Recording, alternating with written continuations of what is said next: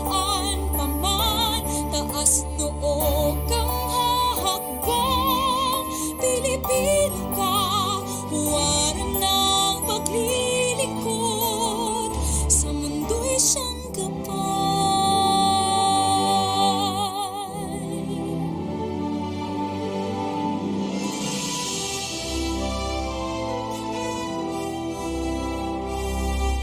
Saan mang panig ng mundo, laging nangatangking galing mo at talino. At pinatunayan mo sa bayanihan pagkakaisa'y makakamtang lahat pangarap mo. Muling buhayin ang alab at ningas ng pag-ibig mo. Iwagayway landiran sa kisat ng dangal, ng tapang at ang kalayaan mo. Ipakita sa mundo ang diwang makapal.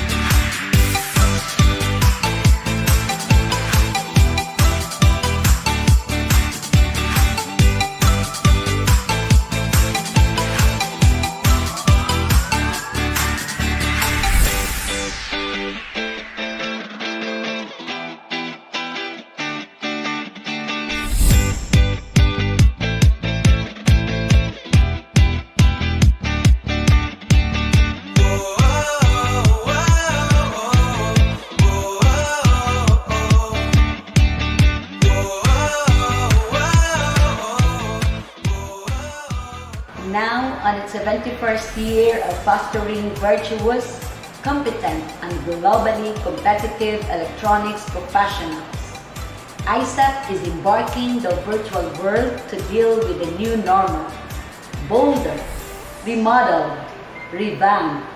Ladies and gentlemen, global engineers, welcome to our YouTube channel.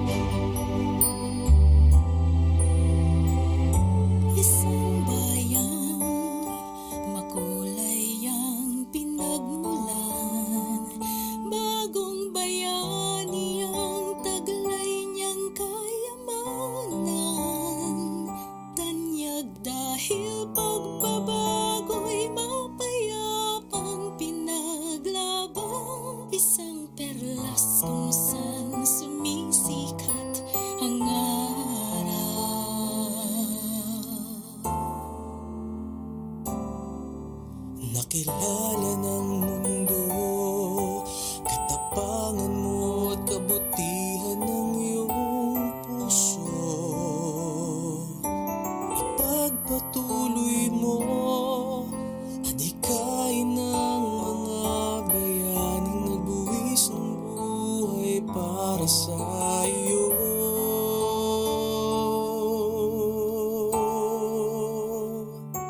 Muling buhayin ang alab at ningas ng pag-ibig mo.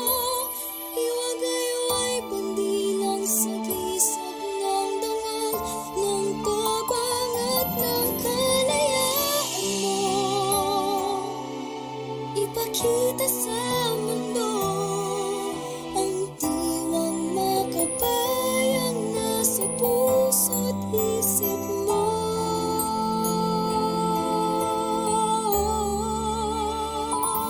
Ika'y isang lahing pinakala ng may kapal.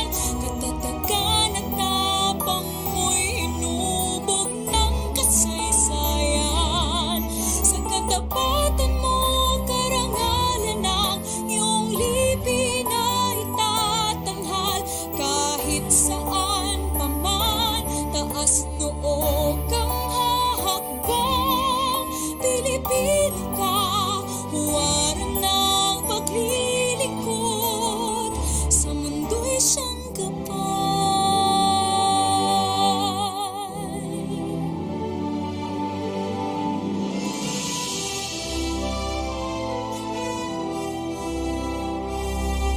Saan mang panig ng mundo, laging nangatangking galing mo at talino. At pinatunayan mo sa bayanihan at pagkakaisa'y makakamtang lahat pangarap mo. Muling buhayin ang alab at ningas ng pag-ibig mo. iwagayway pandilang sa kisap ng dangal ng tabang at ang kalayaan mo. Ipakita sa mundo ang diwang makabayang nasa puso't isip mo.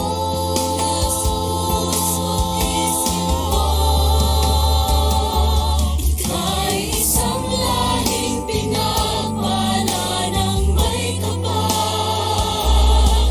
Katatagan at tapang mo'y hinubog ng kasaysayan.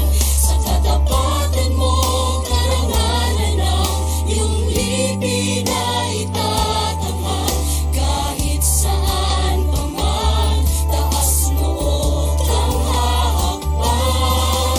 Pilipino ka, huwaran ng paglilingkod. Sa mundo'y siyang gabay. Kahit ang ilang unos ang dumating, anumang pagsubok ay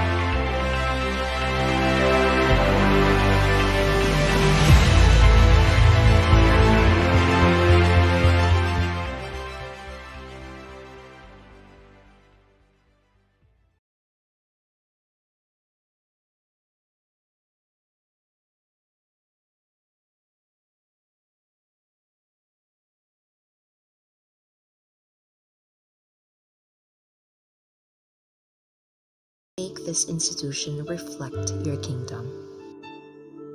Breathe life into our ideas and decisions. Help us build a team that has love and respect at its heart. Give us the strength to continue working for your kingdom in this time of pandemic. Lord, come give us the inspiration to be the best we can be. May we be a shining example of your goodness and truth within, wherever we are. Inspire our thoughts, discussions, and ideas, and continue to remind us that all that we do here today, all that we accomplish, is for the pursuit of truth for the greater glory of you. We ask these things in your name. Amen.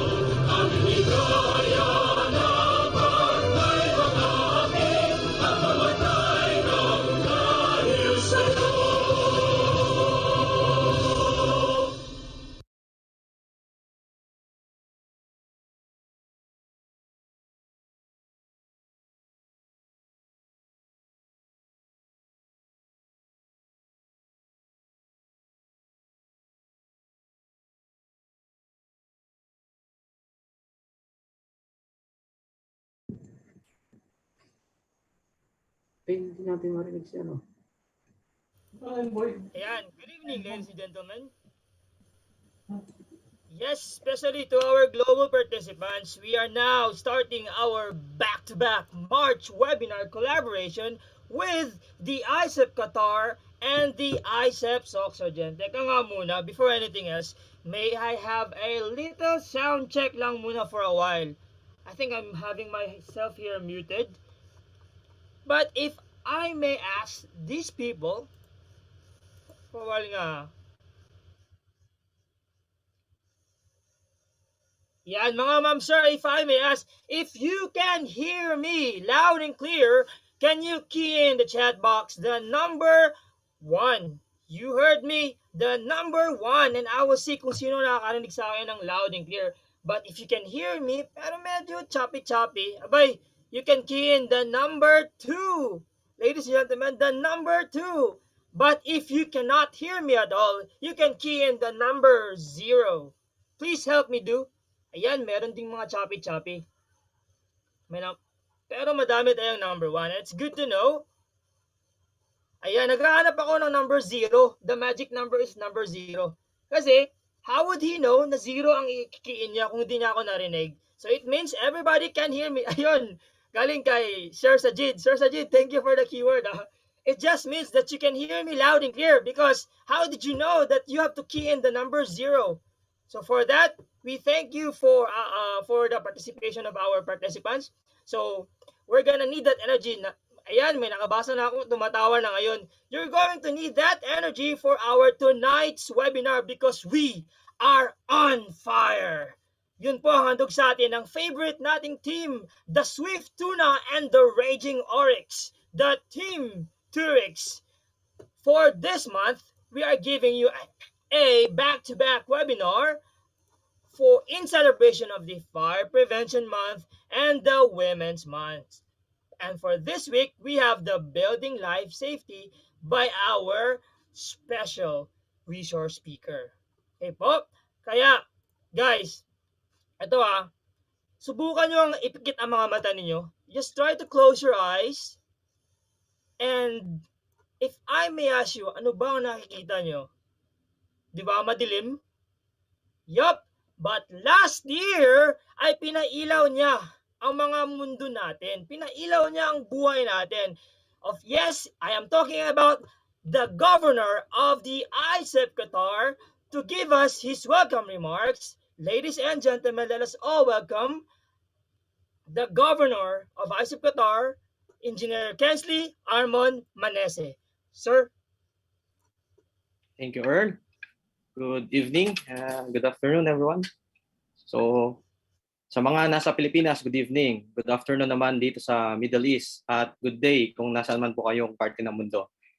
So, I hope everyone is safe as well as your family. The pandemic is already more than a year now. And maybe some of us has already coped up with this new normal. A lot have happened in this previous year. I believe and I saw that us Filipinos are very resilient. So mapa-pandemic man yan, typhoon, earthquake, flooding, or any other calamities, we don't just surrender even though the toughest time of our lives.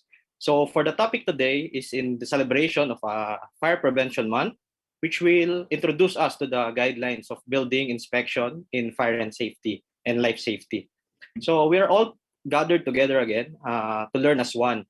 As we always say, please take advantage of this opportunity that we are all connected kahit na nasa iba't ibang lugar tayo ngayon. So I know everyone is very excited na may bago na naman tayong matututunan. So on behalf of IECEP Qatar Chapter, I would like to thank IECEP SOCCS, especially our ever lovely Gov Tanya and her team for always giving us the opportunity to collaborate. So para sa mga members natin. So welcome to our attendees and guests who are here tonight or today. So yung mga BECE, I believe they're here, national officers and different chapter governors and officers as well as the members. So thank you for spending your Saturday time with us. I will not make this message long for I know our speaker has a lot to share and discuss. So let's sit back, relax, and enjoy the rest of our session. Thank you very much.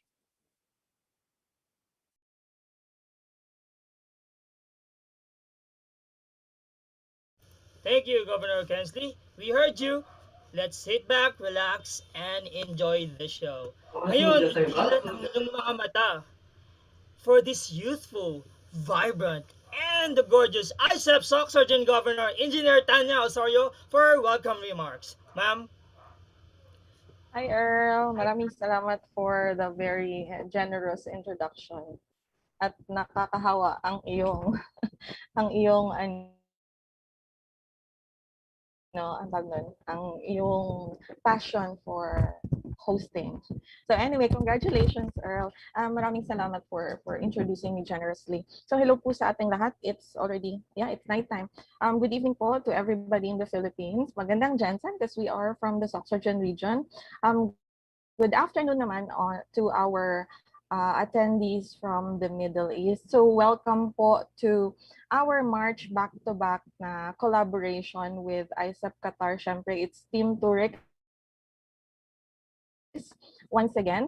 And we are very glad to share with you na yung dalawang webinars po natin for this March are all approved with CPD points. So the webinar tonight is approved for 3.5 units, and the same goes for the webinar next week. Yun pong March 20 na webinar natin. It's also approved with 3.5 CPD units. So yun po yung yung isa sa mga trusts namin na mga chapters who are offering CPD webinars. So as much as possible, as much as we can, we're going to do our best to offer and give you continuous learning, and then you get to earn CPD units at the same time, and you're not paying anything for that. But thank you so much for the support. There are around 336 of us in the Zoom session, and I know we also have others who are tuned in via our YouTube channel. So thank you po, and welcome to the first of the two webinar, back-to-back na webinar series natin with IECEP Qatar. This is of course, yung webinar natin for the month of March is of course in commemoration or in celebration of the Fire Prevention Month ngayong March, and syempre, consequently, it's also the National Women's Month. So we are offering for the first webinar something that is to do with fire safety, and the other webinar is something to highlight the trailblazing improvements and mga successes ng women engineers or women in the profession. So anyway po, maraming salamat as well to yung mga pioneers ng IECEP Qatar who are here, past governors nila. I would also like to mention yung mga immediate past or yung past governors namin who are also here. A big thank you as well to the governors and other officers ng ibang chapters for also joining us tonight. So also, yung highest commendation and thanks really goes out to our two speakers. Sa ngayon, it's Engineer Edward Dumlao. Sir, maraming salamat po for accepting the invitation. Yung mga resource speakers natin who are willing to share their expertise out of the goodness of their hearts and without expecting any remuneration. Siyempre, for the benefit of the membership and of course of the chapter as well.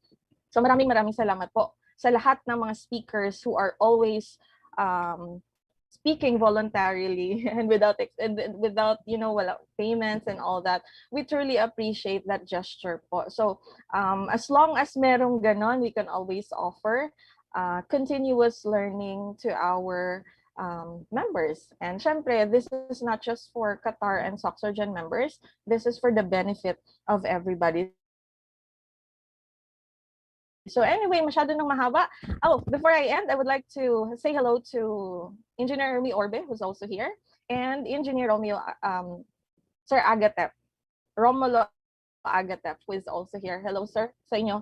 Good evening po. But anyway, thank you so much for joining us tonight. Good evening. Yeah, sit back, relax. Thank you for the invite. Yes, good evening. Okay, you're welcome po. Anyway, thank you so much for being here. Ibabalik ko na kayo kay Earl. So let's keep the passion for learning ablaze. Thank you, Good Gov. evening Tanya. once again. Back to you, Earl. Thank you, Governor Tanya. Sabi ko sa'yo, di ba? We are on fire indeed. And yes, Ed, for a while. Yes. So to follow up all our participants for tonight, let's be reminded that we are live via Facebook, via ICEP National official YouTube channel. So makikita po tayo ngayon sa YouTube channel po ng ICEP National in the youtube.com/c/ICEP National Official. So please do not forget to share the link to your friends and let the good news be known na meron po tayong free webinar going on right now, and we are about to learn something new, and we will be better than what we were tonight. All right, so do not forget, before we do everything in order and decently, may we have the reading of the house rules by the ICEP SOC Sergeant Trustee, Engineer Fern Lily F. Canonigo. Ma'am? Okay. Good evening, Earl. Can you hear me clearly? Yes, ma'am. Okay. Ma'am. So, magandang gabi sa lahat. These will be our house rules for tonight. First, you need to turn off your microphones and your webcams.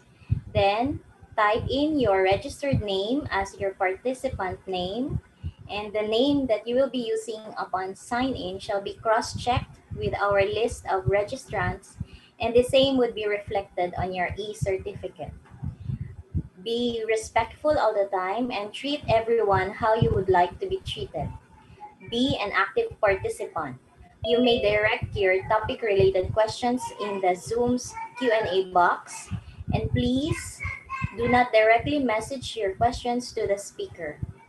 We will try to cover all of it during the Q&A session. Next, no spamming in the chat box. Then, you are enjoined to attend the whole duration of the webinar, and we have a strict attendance system in place, and checking shall be done from time to time. Your attendance will be invalidated if you do not complete 90% of the session. An evaluation test shall be given or provided to gauge the learning gained in this webinar. The attendance quiz evaluation form link shall be posted in the chat box after the Q&A session, and you are urged to accomplish this form before the webinar ends. The attendance shall be submitted to PRC or the IECEP Council immediately after the end of this webinar. And lastly, keep an open mind and enjoy the webinar. And that would be all. Thank you. Earl, take it away. God bless.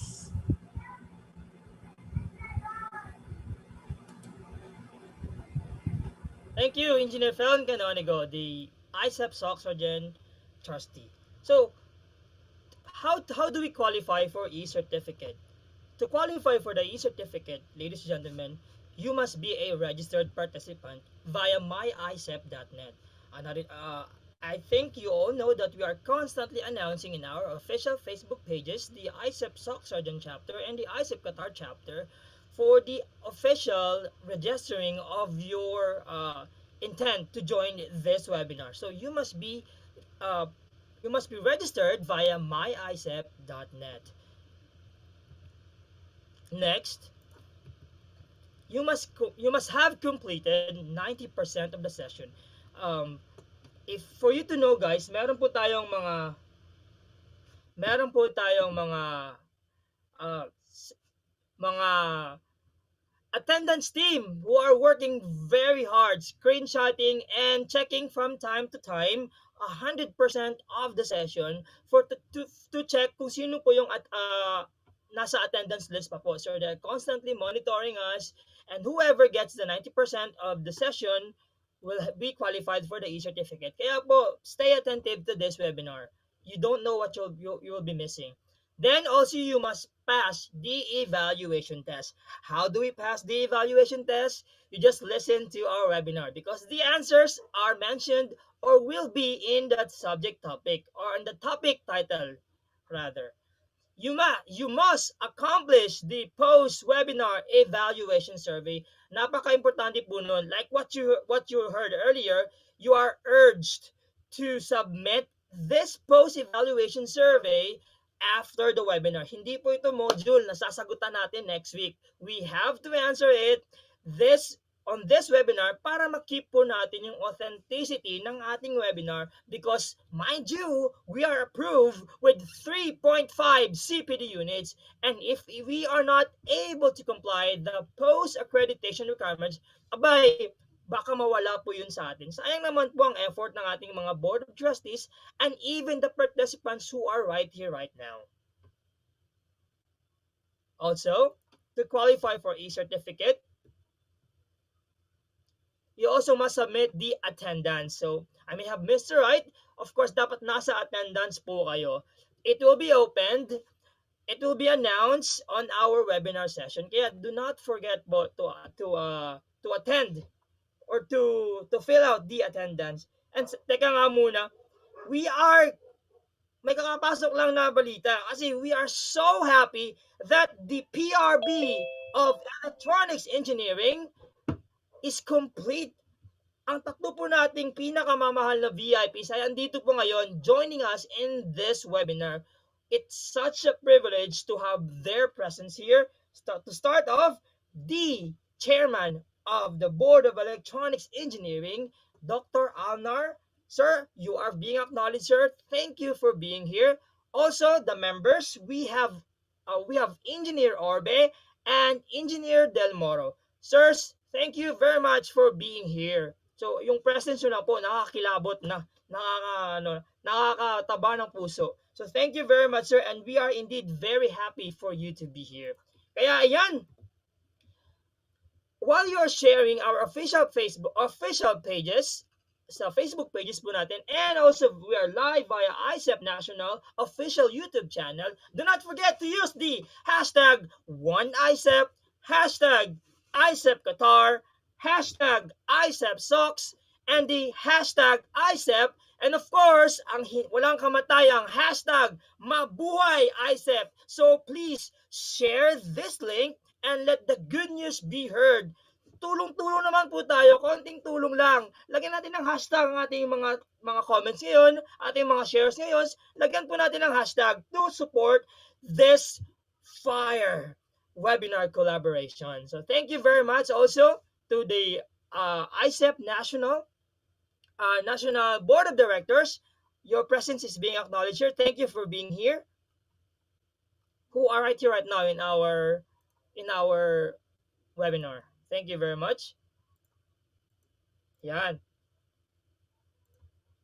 And wag na nating patagalin to. Ihanda na po ang inyong mga energy drinks. Mapabuko juice man yan, lemon juice, or extra juice. Because now we are starting our technical session. And for the introduction of our resource speaker, may we call on the IECEP Qatar 2019 Governor and Active Advisor, Engineer Jaime G. Fortaliza. Sir? Thank you. Magandang gabi sa lahat. Naririnig niyo ako, Sir Earl, just to check kung okay ba yung audio ko? Yes, sir. We can hear you loud and clear. Okay. Maraming salamat Sir Earl. And good afternoon everyone, and good evening also dyan sa Pilipinas.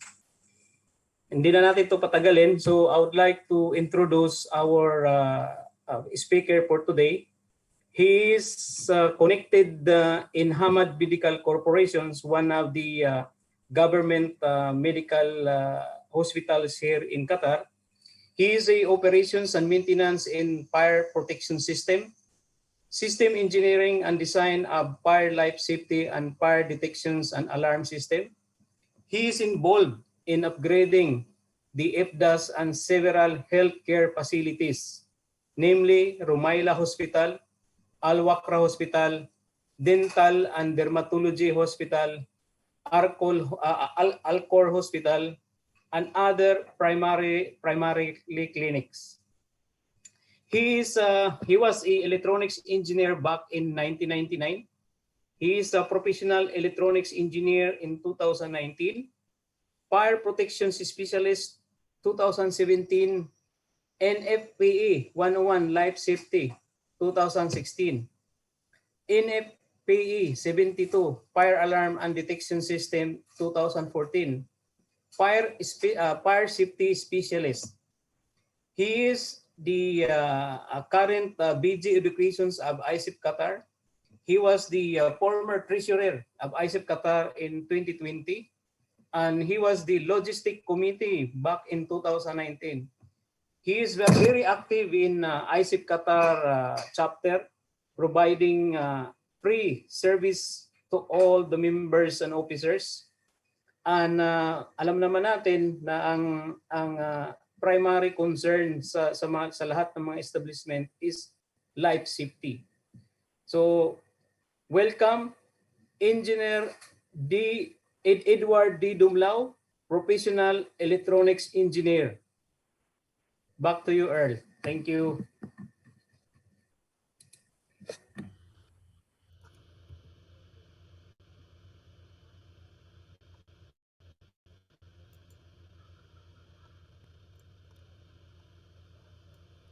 Hi, Alright, good thank you, afternoon Engineer. and good evening po dyan sa lahat. Pwedeng pakita, Mr. Earl? Yes, sir. I can hear you loud and clear, sir. Go on, sir.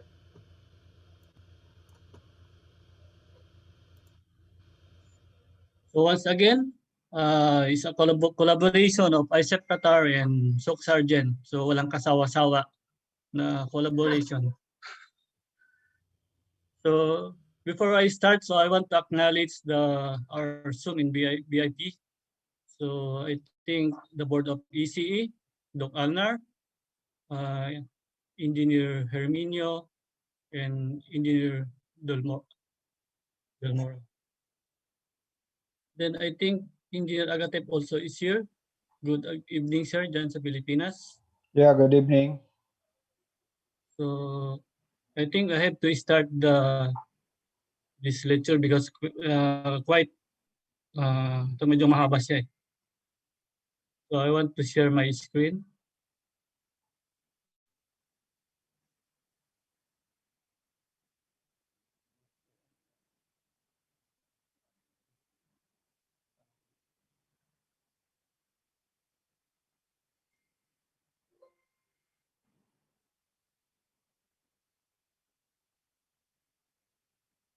So I think we have to start regarding the fire safety.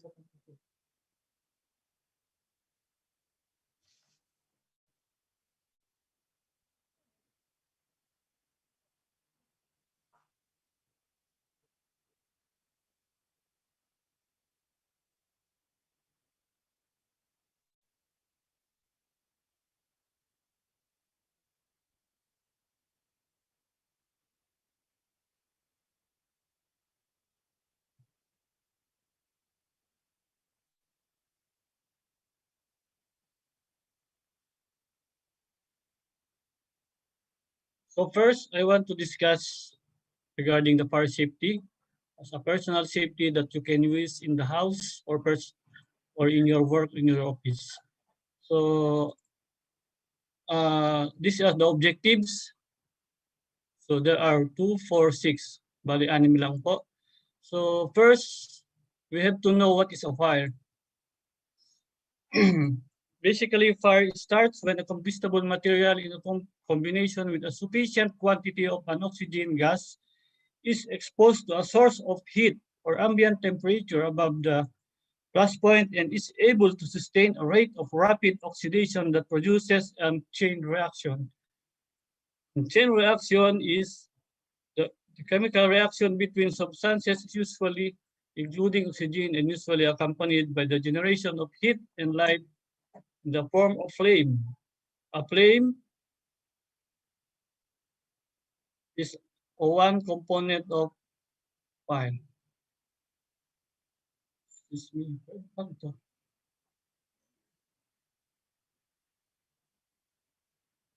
May tayong taas eh.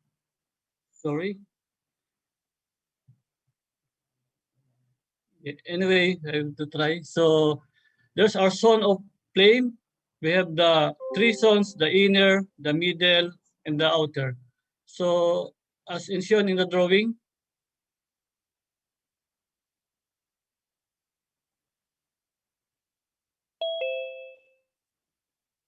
It is the hottest part on the blue and moderate on hot on the orange. And the inner zone is the dark one, which is the least hot. So from the definition of fire, as we remember, there are three elements that have been mentioned. So again, a fire is any material that will be exposed to a heat with a sufficient amount of air. It will have the combustion and it will create a fire. So these are the elements during the fire.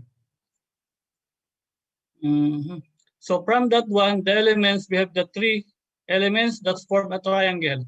So we have the oxygen now with the heat and the fuel. So from the chemistry of fire,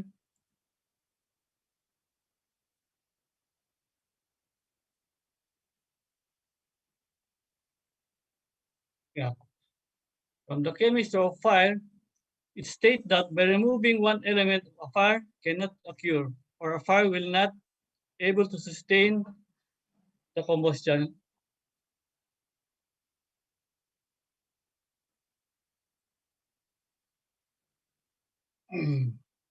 So these are the process how to remove the fire. So as stated before, paano tanggalin o patayin ang sunog?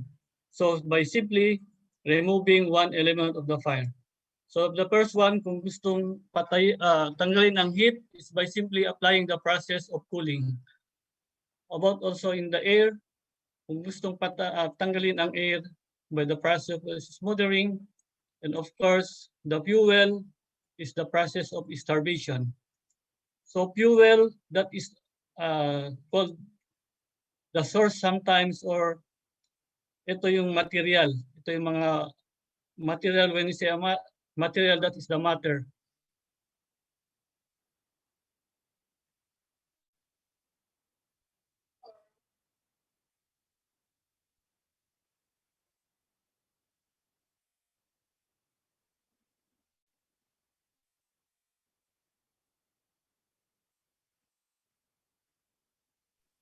Sir Ed, wala yatang audio.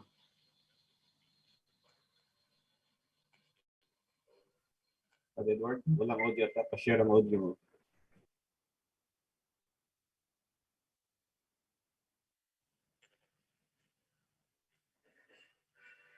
Edward, walang audio. Sir, paki-stop share tapos reshare mo ulit. I-click yung box na share with audio.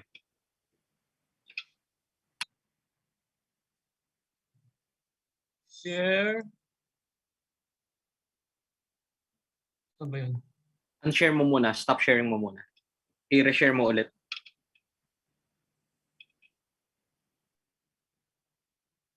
Okay. Yan. Share mo tapos may option dyan. Share with audio.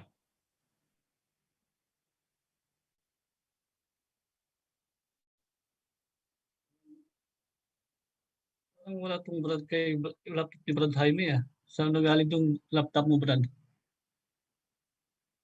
Share with audio. Nasa lower left yon, sir. Share sound. Lower left side. Pagka-share mo, before you click the screen. Okay. Right.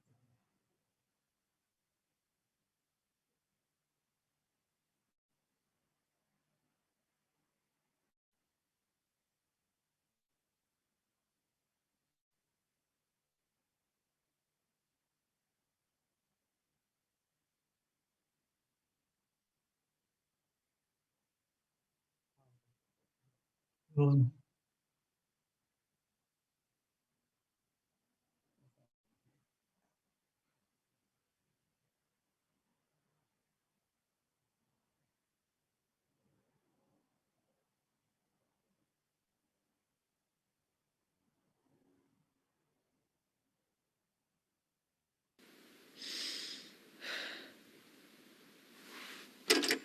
Are we recording? Yes. Fire Inspector Zelinskis, what are the ways that you can control a fire? Well, the simplest way to explain how to control a fire is to introduce the fire triangle, which has 3 legs: heat, fuel, and oxygen. To remove the heat aspect of the fire, one method would be when firefighters use a hose stream to extinguish a fire. In effect, what they're doing is cooling that fire, removing the heat element. A layman's way to explain the oxygen removal is if the homeowner's in the kitchen and they have a flaming skillet. If they use a cover for the skillet, they have then removed the oxygen aspect of that fire. And I might remind everybody out there, don't just put the cover on. Turn off the burner. The other way to deal with a fire is to remove the fuel. A good example of how that's done is during a wildfire, when a bulldozer is utilized to clear away brush, thus depriving the fire of any further fuel through which to carry out its damage. So this is the fire triangle. The fire triangle. Remember, you need to remove at least one leg of the triangle to effectively control and fight that fire. Thank you very much, Mr. Zelinskis. You're extremely welcome. So that is the triangle of fire. So sa mahilig maglaro din ng apoy, meron din natang tawag na triangle doon. So ito ay some example of fire, the process of fire. Excuse me. Ito yung taas. Fire can start on smoking, from waste materials, from cooking, or heating appliances.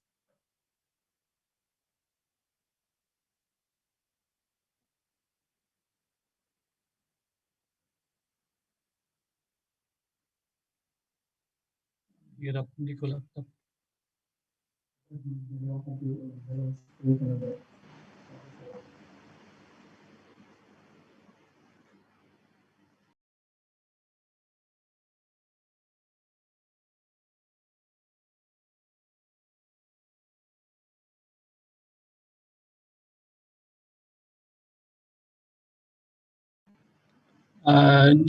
Sorry, excuse me, ayusin ko lang itong monitor.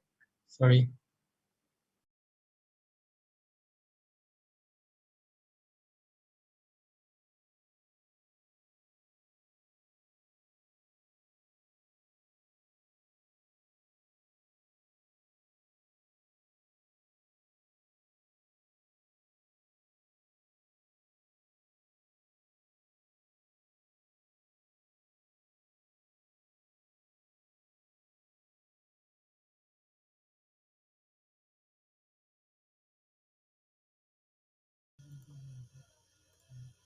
Alright, while our resource speaker is currently on his presentation materials, let me remind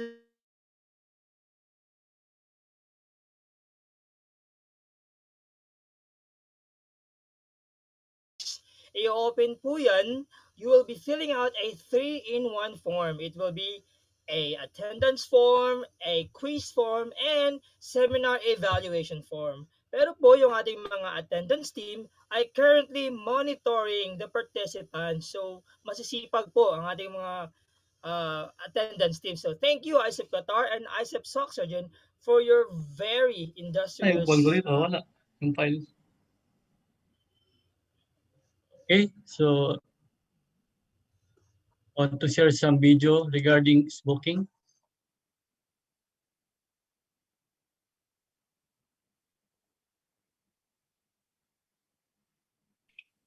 Wala ulit yung audio niya, sir.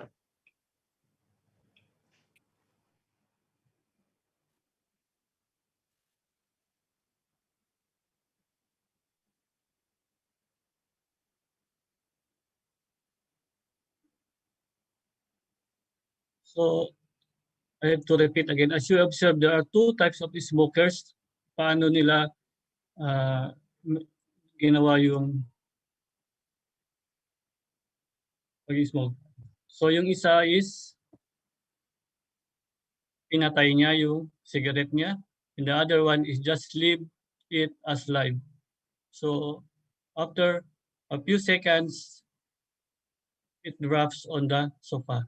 So that's the start of a fire. So as a practice for smokers, you have to be careful, or you know how to manage your cigarette.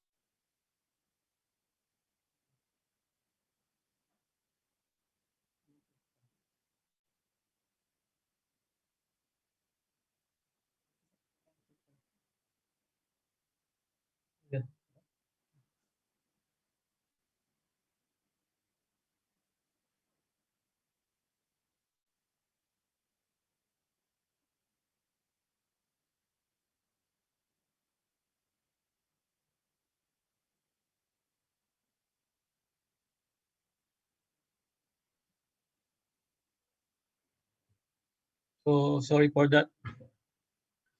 Pinaglo ko yung laptop ko. So sorry. So we have also common fire classification. So ang fire din meron siyang mga classification. So meron siyang class A, that is the ordinary or combustible materials.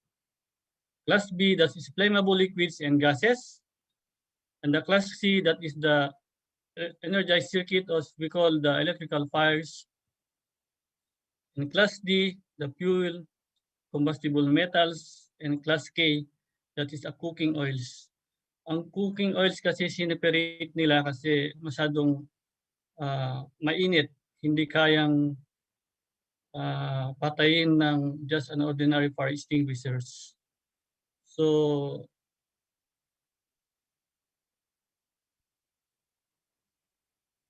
by having this class of classification of fires, mamaya papakita natin kung paano sila papatayin, or there are meron sila kanya-kanyang fire extinguishers na dapat lang gamitin sa kanila. Otherwise, meron silang some reaction which will cause more fires.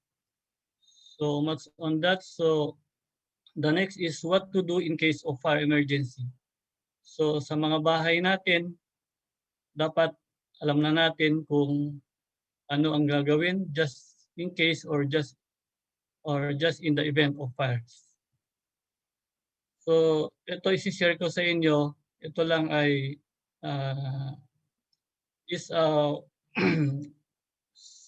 procedures that being made only. So just to remember, mostly we are using this one, the RACE, R-A-C-E. So letter R, remove, rescue person in immediate danger, activate the alarm, and call fire department. C is close doors and windows to contain fire smoke or extinguish the fire or evacuate the area. So I just advise you also that sa office nyo, if you have this one, you have to kailangan alamin nyo, or sa bahay, it starts from your house. So you must know what to do in the event of fire. So ano yung una mong gagawin para sa ikakabubuti rin ng iyong pamilya. Then, ito rin yung ginagamit namin sa office. Raise the alarm, call code red. Code red mostly means fire. So, kasi sa amin, hindi namin ginagamit sa office ang fire. Just when there's an event of fire, we are just saying it code red. So that visitors and patients or mga bisita or whatsoever na hindi sila nagpapanik o natataranta.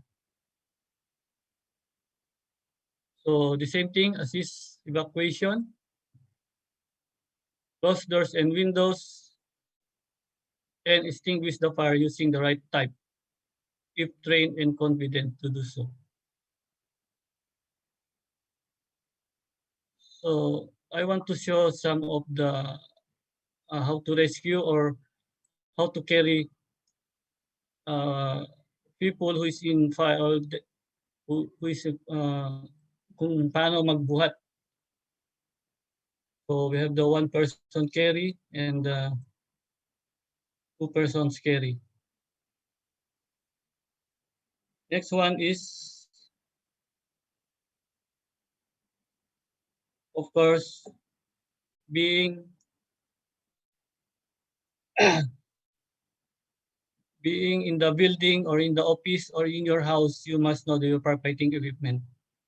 Kung wala kayo, so I think this is the time to buy something para just in case of fire, meron kayong gagamitin. So smoke detectors mostly. So mostly sa offices, meron naman to sa mga buildings. Manual police station. Manual police station, if you are pag pumapasok sa trabaho, just in the event of fire, dapat alam nyo siyang i-activate. Fire blanket, fire extinguishers, fire hose reels, at marami pang iba. So ito yung paano gagamitin yung fire blanket.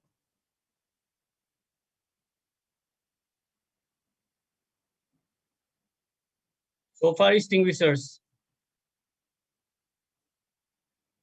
So this is the autonomy of fire extinguishers. Meron siling sa mga part. So discharge lever, ito yon. Safety pin, hindi ko ganun makita. So ito may safety pin, nakatusok lang. Then the pressure gauge is this one. So as you could see, may red siya, may green and black. So yung first red, ibig sabihin under pressure siya. And the green, that is a good condition. And the red is overcharged. It means hindi siya pwedeng gamitin or it's a danger to use because overpressure. Of course, the discharge hose, the body, and the data plate. Ang most important dito is yung data plate. Ang data plate will tell you what type of fire extinguishers is that. So these are the samples. As you can see, iba't ibang kulay. So may black,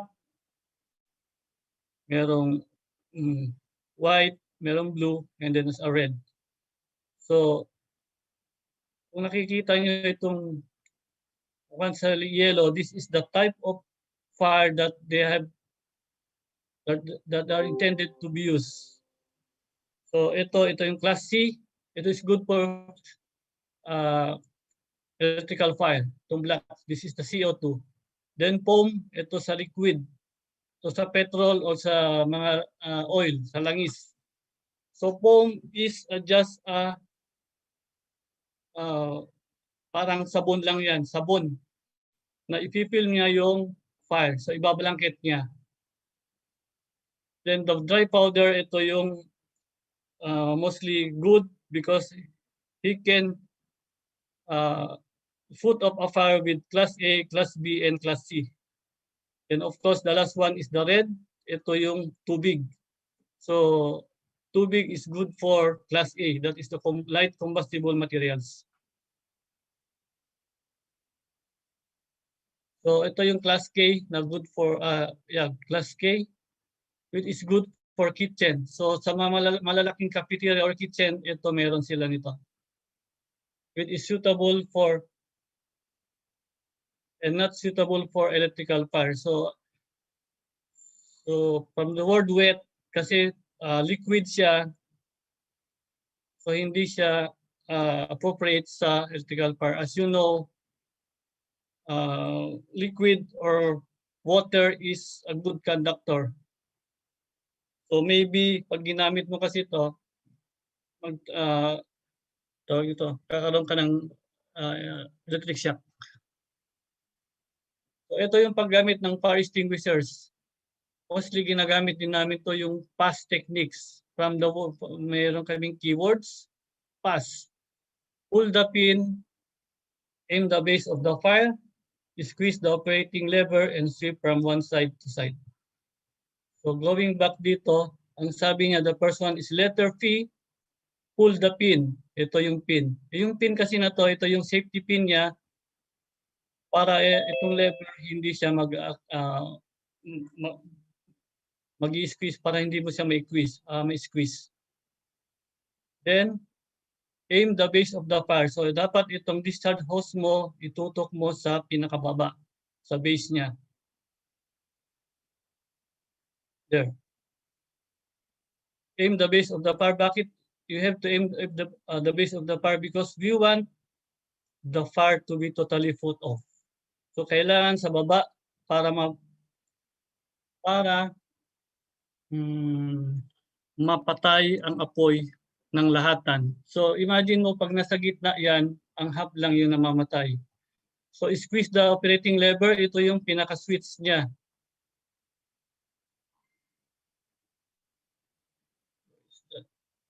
Ito yung lever, ito yung bababa. Pagbaba niyan, ipapans niya yung mechanical switch dito and the content of this one will discharge and will go throughout the house.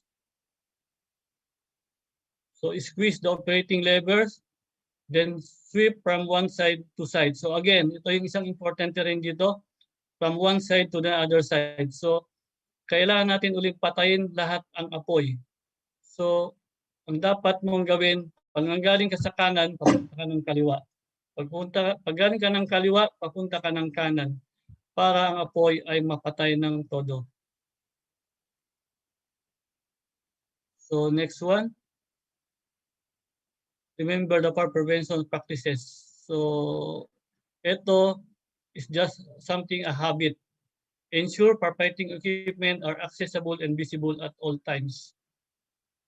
So minsan may nakikita ko dyan na fire extinguishers na sa kitchen, ang ginagawa, sinasabitan lang kung ano-ano. So you have to ensure that your firefighting equipment are accessible and visible at all times.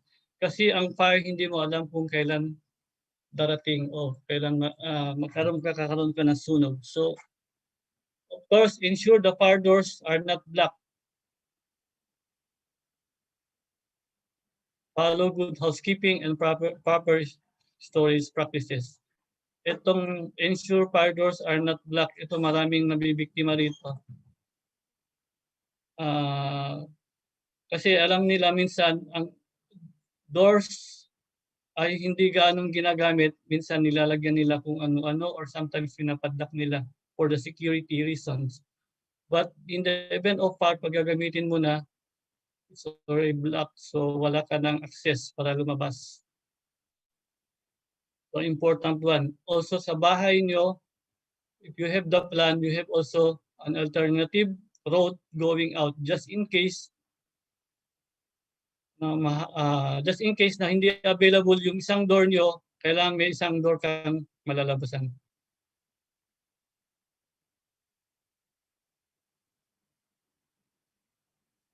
Then beware of fire emergency plan. So ito lang ay isang we'll call advice or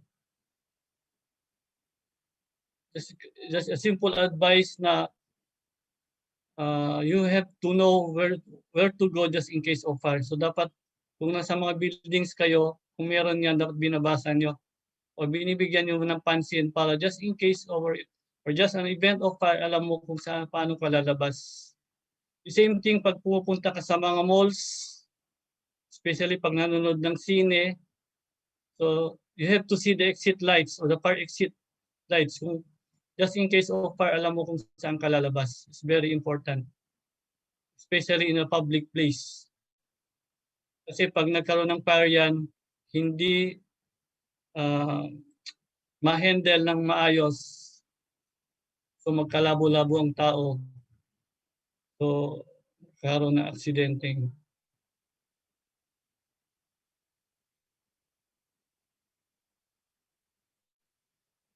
Then beware also para evacuation, kung paano mag-evacuate sa isang building or sa yung bahay din. Sometimes sa bahay nyo, meron kayong alternative route. Sometimes in terrace. As napapansin ko, minsan meron diyang bakal na nakausli as a ladder. So that's a one way of exiting your house just in event of fire. So yan ang gamit niyan.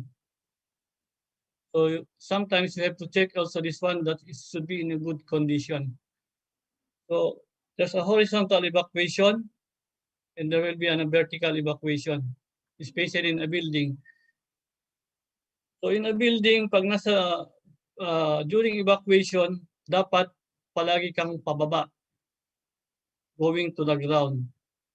Huwag kang mataranta. Just in case nasa 5th floor ka, so dapat pababa ka sa 4th floor.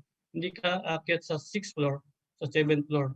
Kasi just imagine kung hindi naman is ang sunog and the building will be collapsed. So wala kang may exitan na iba. Just unless kung may helicopter or tatalon ka just to save your life. So just to remember, in a building, always going down. Kung nasa basement ka naman, going up. So the technique here is you have to target the ground floor. So para pagdating mo sa ground floor, you are free to go out or go away from the fire. So evacuation, your safety is the first priority. So emergency also sa building, dapat wag yung gamitin ang elevator. Kasi may be shutdown ng electrical source, so there will be a chance na matatrap ka sa loob. assembly point in application din sa inyo sa bahay or what, in the event of pag-evacuate nyo sa bahay, dapat nandun kayo sa isang lugar para ma-check nyo lahat ng mga members ng family. So that is the important of having an assembly point para ma-account nyo yung present ng members nyo. So para just in case may isang nawawala, so may pwede kayong humingi ng tulong sa mga fire rescuer. That is the important of assembly point.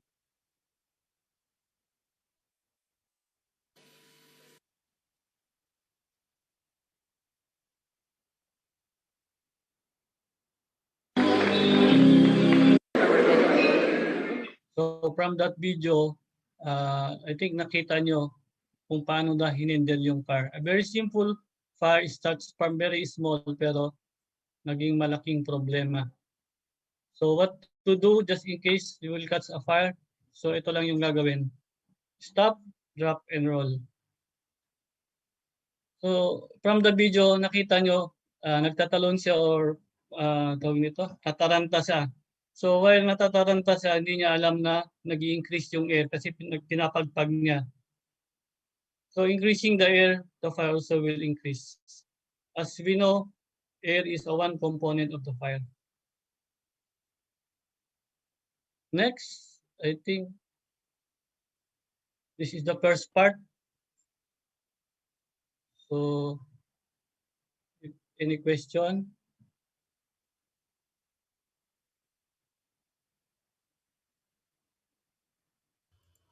Hi, sir. We will just be collating the questions later, sir. May session po tayo for Q&A. Okay, so I think I have to continue kasi medyo mahaba po.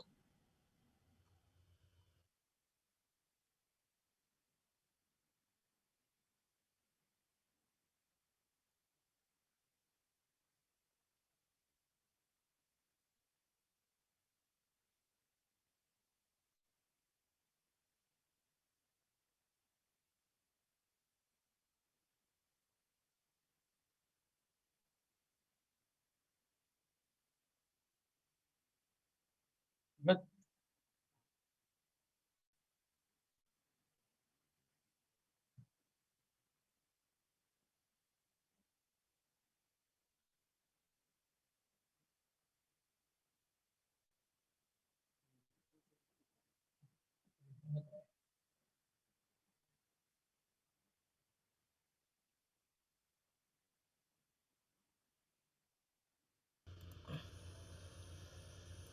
So again, let me just remind our participants na meron po tayong Q&A box for your queries and questions regarding our topic title. So please key in anything na you think needs to be answered in our Q&A session. so sorry for again for that. So I have to continue for regarding the building life safety. Ito yung pinaka topic natin ngayon. So building safety is to provide an environment occupants that is reasonably safety from fire, building usability, public welfare, and property protection. So very important here is saving the life, environment, and property.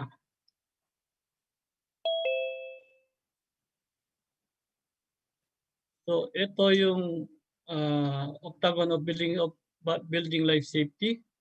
So bale, ito yung pinapractice namin ngayon dito as fire safety in a building. So tingnan natin. So fire safety is the keystone of effective fire prevention and fire protection. It is to promote awareness, improve methods of fire protection and prevention, and establish proper safeguards against loss of life and property because of fire. So that is the importance of fire safety. The safeguards against the loss of life.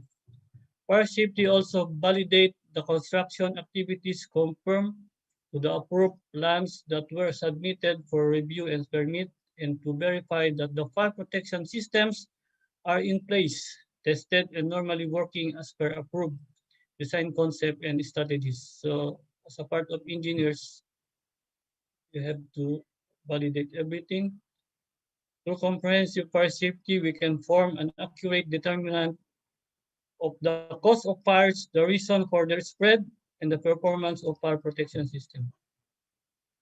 So some definition that are simply approved, it means the acceptable to the authority having jurisdiction. So ibig sabihin, all materials contractors are being approved by the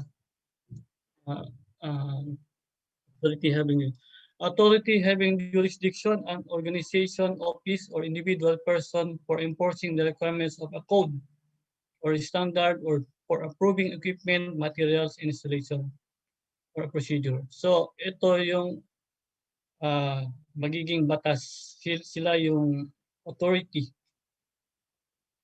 Code is a rule of law used to enforce requirements to fire protection, life safety, or building construction. Ito yung mga NFA 72 na ginagamit, 101. And some standards, ito yung design of specific components. I just want to highlight dito yung authority having jurisdiction and the code. Ang code kasi is international, so in a certain place or sa isang bansa, meron authority having jurisdiction. So pwede niya itong i-revise according to the situation or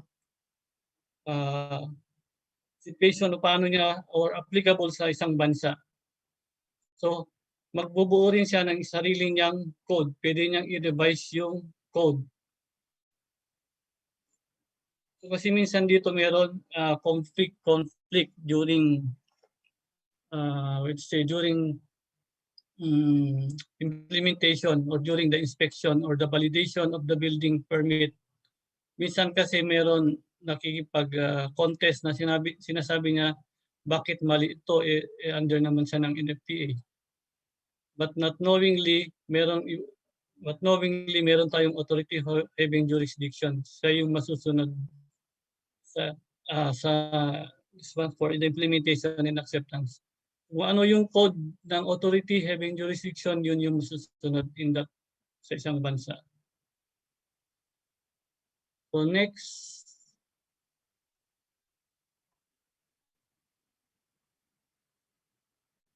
And beside ito yung approved, ibig sabihin yung approved, ito lang din lahat ng device and components regarding fire and safety kailangan approve or ito yung US listed, kailangan approve ng ASJ.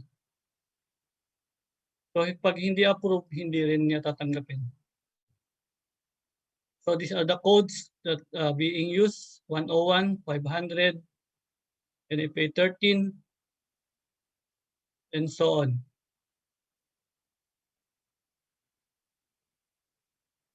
So ito yung tinasabi ko nila, listed equipment, materials, or service, including a list of published by an organization. So yung mga materials kailangan approve ng authority having jurisdiction at dapat may level. So these are the two active components of protection, the active and the passive. So when we say active fire protection, ito yung system that require power or water to operate. Passive fire protection system that do not require power or water. So while proceeding, determine natin kung ano yung passive and active. Registered supervising consultant. So ang dito rin, ang practice dito is kailangan ang consultant is registered dun sa ASJ. Ang contractor, the same thing, kailangan registered siya. Otherwise, hindi siya pwedeng mag-implement o mag-install ng fire protection system sa isang building.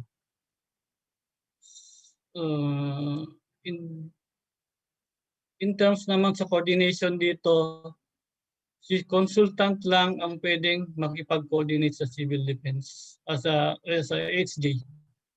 Kung may problema si contractor, kailangan lang dadaan sa consultant. Si consultant kung makipag-coordinate. Mostly yan ang practice namin dito. So during inspection of the building, hindi pwedeng makipag-usap si contractor or magtanong kay ASJ. Si consultant lang ang pwedeng makipag-coordinate. So this is the first building life safety. Of course, the structure. So there are essential components: passive fire protection, active fire protection, and the fire prevention. So ito yung passive fire protection, essential in order to contain the fire in one area and to prevent the spread of smoke and flame within the building, allowing occupant to safely evacuation. So ito yung mga gamit, mostly ito yung mga passive, firewalls, fire smoke barriers, fireproofing, fire stopping, fire-rated doors. So one important. Sprayed fire resistive materials, ito yung fire sealant.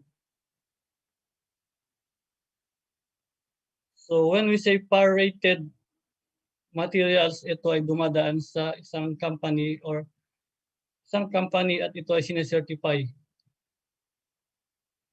by having their laboratory test. Tinetest nila yan bago nilalagyan ng certification. So after certification, meron yung complete documents. So fire resistance rating, the time in minutes or hours that materials or assemblies have withstood or fire exposure as determined by the test or method based on tests. I think may example dito. For example, may isang fire doors. So kailangan pag sinabing 60 fire rated door, ibig sabihin, in the event of fire, when this door will be exposed to a fire, this one will lose in 60 minutes, or so that is 1 hour. So ano yung tinitignan dito? Yung structural adequacy, integrity, and the insulation. And beside itong mga fire-rated doors or fire windows, ito may kamahalan. So dito sa Qatar, wala rin kaming direct company nito. So almost here in Qatar, ito ay mga imported. Yung galing sa ibang bansa, ino-order sa ibang bansa. Active fire protection, ito yung mga what we call this one, using powers or waters. So ito yung automatic sprinkler system, clean agent system, fire alarm detection, and the smoke control and ventilation system. Then fire prevention is also one essential to educate the public to take precaution to prevent potentially harmful fires and to educate about surviving them. So ito yung mga safety plan. Sa isang building, dapat meron siyang fire safety plan. Operating and maintenance, emergency procedures, regular inspection, notification for fire service response, and the evacuation plan. Next is the compartmentation. So, mayroon tayong structural. Kung ano yung pwede natin gamitin as fire protection, mostly the keyword is fire-rated siya. So compartmentation, the purpose of compartmentation is to limit the fire and smoke spread so that the people have longer time to escape. Compartmentation is a vital part of the fire safety design of the public and seeks to divide large space into smaller. So yung building in the level or floors, kailangan mong i-subdivide into several units. So I think ito yung maximum for one fire compartment is 200 square feet. That is derived from the Life Safety 101 that the travel distance to have one exit door is 200 feet.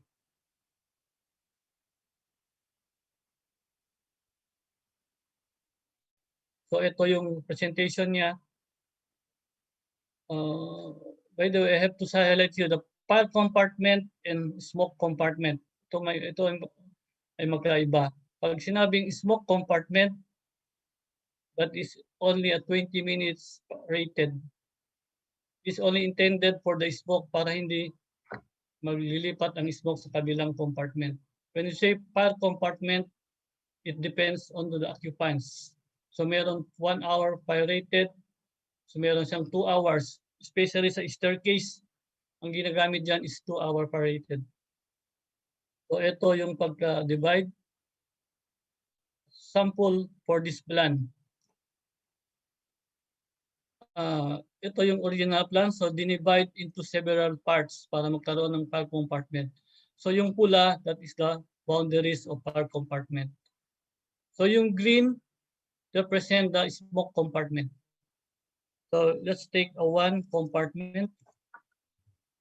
Having this fire compartment. So meaning, if this is one compartment, and there is a some smoke compartment. Yung green, ito yung sub-compartment, smoke compartment.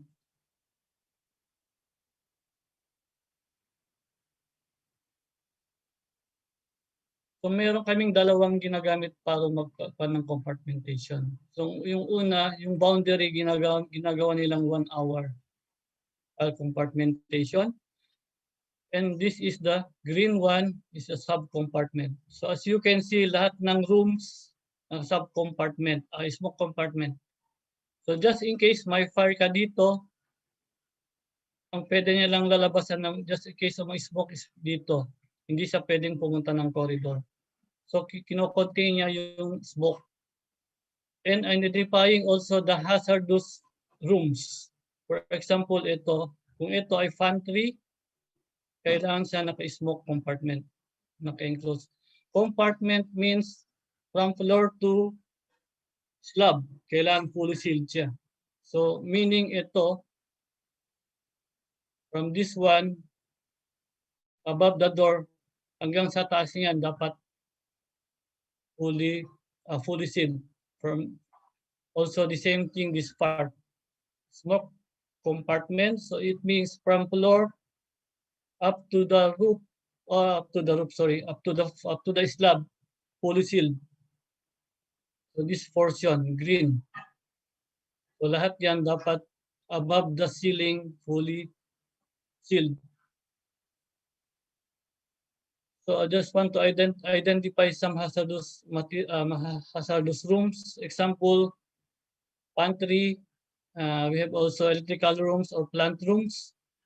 Store, that's considered as a hazardous room.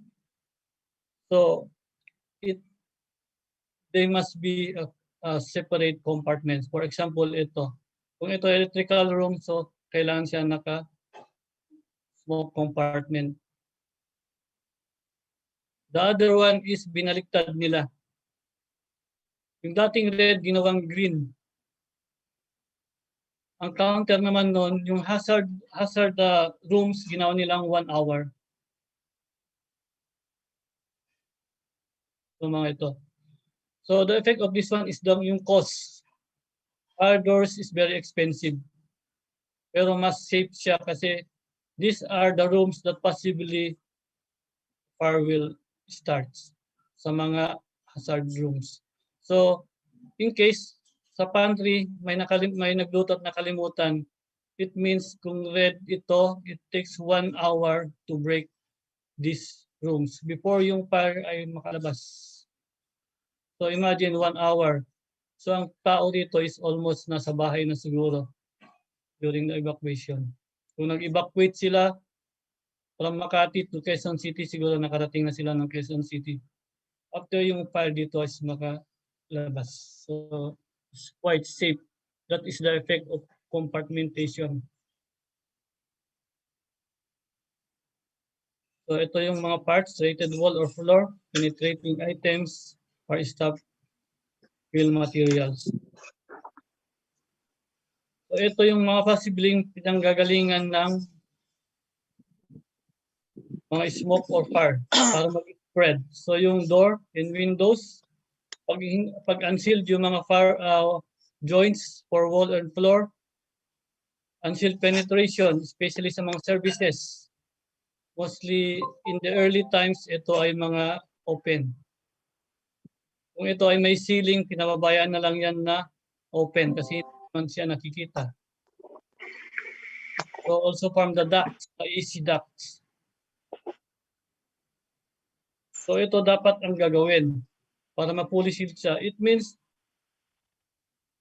I have to back here. It means pag dumaan ang service mo rito, is a line of compartment, kailangan mo siyang i-fully seal. Pagdating dito, seal din siya. Pero pagdating sa hindi compartment, okay lang na hindi o mayroon siyang mga awang. So, pagdating dito is a red, so ito 1 hour fire rated. Kung dito dumaang yung duct ng AC or services, ito yung trunk, this one, cable tray.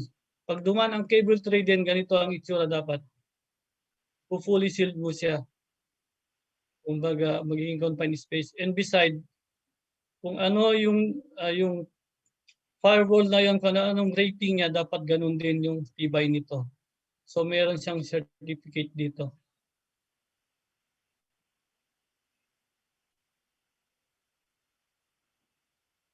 That is how, paano ginagawa, medyo matindi ang fire compartmentation. So building materials used in compartmentation must be tested and rated by the third-party testing laboratory. So meaning si company may certification yan na pinapadala or kasama ng mga products niya. Which is may contract din dun sa mga bumibili. So for example, fire doors, dapat meron siya nito, naka-attach sa door. I think may example ako rito. Ito, nandito sa mga ganito niyan. Naka-stencil or naka-page siya. Indicating kung anong fire rating yan, kung anong doors, anong tibay niya. Including hinges. Then once we say a fire door, hindi mo pwede siyang gagalawin or bibigyan ng additional other materials. So, ito yung general rule ng mga fire doors. Not permitted. Nail, kick plate, screw, smoke gasket, molding, etc. shall not permitted.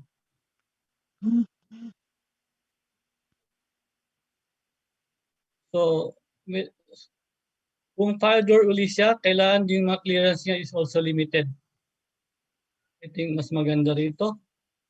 Meaning yung gap nito is limited only sa 3.18 mm.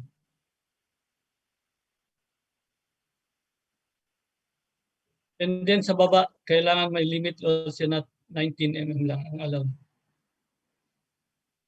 So yung natitirang 3.18 dito, meron pang intumescent strip na tinatawag na nilalagay sa in-between nitong door dito. So just in case of fire, pag nainitan yon, lalaki yon and magko-close. Iko-close, ipo-fully seal niya yung tuan. So it means yung compartment mo talaga is fully sealed. Gumamit naman ng vision panel, ito yung glass. Mostly ginagamit naman ito sa mga corridors. Kasi pag di mo makita yung kabila, pag binuksan mo, maybe may matatama kang tao. Something, kung may incoming na tao, tapos parehas kayong malapit sa pintuan, at ikaw ay naunang nabukas, hindi mo makita, so possibly ma-aksidente. So ginagamit ang, hindi maiwasan na maglagay ng vision panel, which is also glass. Again, also should be certified or fire rated siya. Ito yung vision panel. Kanya. Next. Ito rin ay ginagamit as a fire rated. Kailangan ito mayroon din made of fire rated din sila. Ito yung mga ginagamit sa mga ducts. Pag ang mga ducts ng AC dumaan sa fire line, fire barrier, kailangan lagyan ng fire dampers. So just in case na fire ito magpo-close, so yung compartment mo pa rin ay fully sealed. So as you can see, may mga motor to. So in the next topic, it means ito ay controlled ng fire alarm system. Itong isa, ito yung manual. Ito using fusible link. Ito naman, ang operation nito, pag nainitan tong fusible link, kakalas siya. May spring and then magkukulos siya. So minimum is 71 degrees temperature. So temperature rating 28. So dapat ang kwan nito, kung ang normal temperature mo is dapat more than 28 degrees, plus 28 degrees siya. Kung ito ay, ang normal temperature ng room is, let's say 30, o hindi siya abot ng 71. So let's say 40, dapat ito ay 68. Hindi pa rin abot ng 71. Minimum temperature of 71. Basta ang sabi nito, mas mataas dapat ng 28 degrees dun sa normal temperature. Next, smoke control. Since na ang building mo is na compartment mo na siya, so madali mo na siyang i-control yung smoke.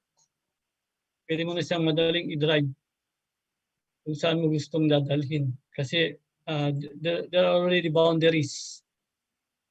So objective, reduce the hazard due to smoke by control of its movement and by reduction of its concentration to increase visibility. Kasi pag mausok, of course, obstruction sa ating paningin. So ito yung smoke, a serious hazard that a building occupants. Smoke is commonly recognized as the major killer in a building of fires. So ito yung hazard ng smoke.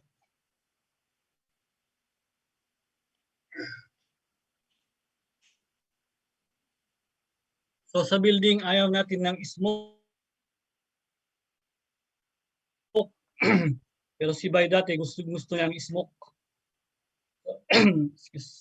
So this is the production of smoke.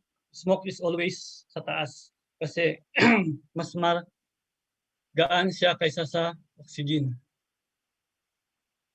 So these are the moving factors: stop effect, wind, X-box system, elevator piston effect. Ito sa lift. Yung elevator kasi mayroong malaking parang dagdag mapahaba. So habang nagmo-move yung lift, of course, nagkakaroon siya ng effect sa hangin, karoon ng pressure. And then why you provide smoke control, protect occupant escape routes in case of fire. As you can see, pag yung staircase mo is mausok, so it's a danger. These firefighting operators. Then protect valuable. Of course, reduce the risk of explosion. Kasi pag mausok, nagbibigay din ng init yan. Mainit.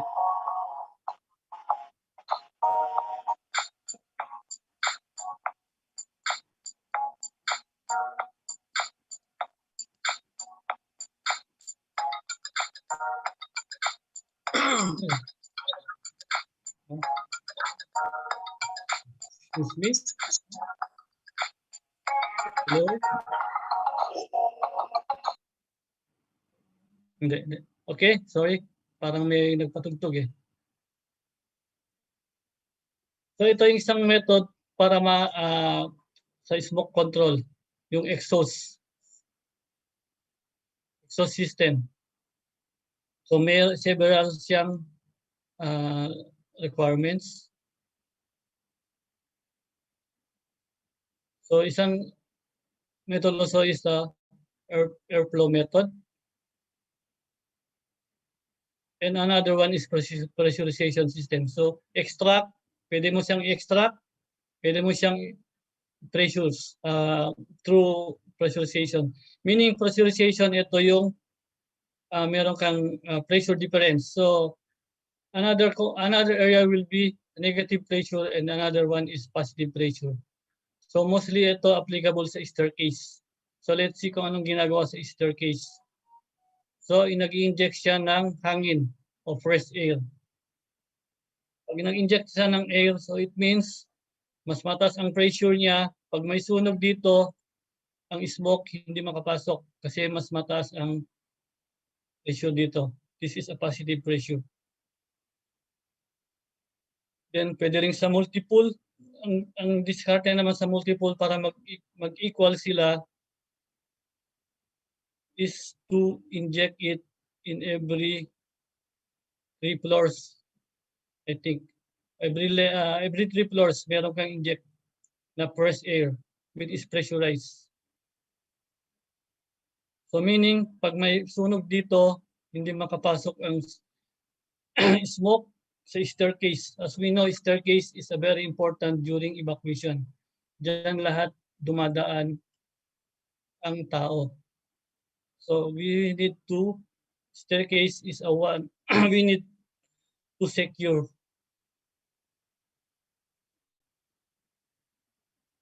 I think it's the same, multiple storage injection. So meaning sa rooftop, meron kang isang motor, a fan, which is supply fan para mag-supply ng hangin dito so that the staircase will become a positive pressure during fire condition. So pwede ring smoke exhaust ventilation, ito yung extraction sa mga warehouse or buildings. Ang ginagamit dyan, it is automatically mag-open yan. Pag tumaas ang pressure mo rito, ipupush niya ito. So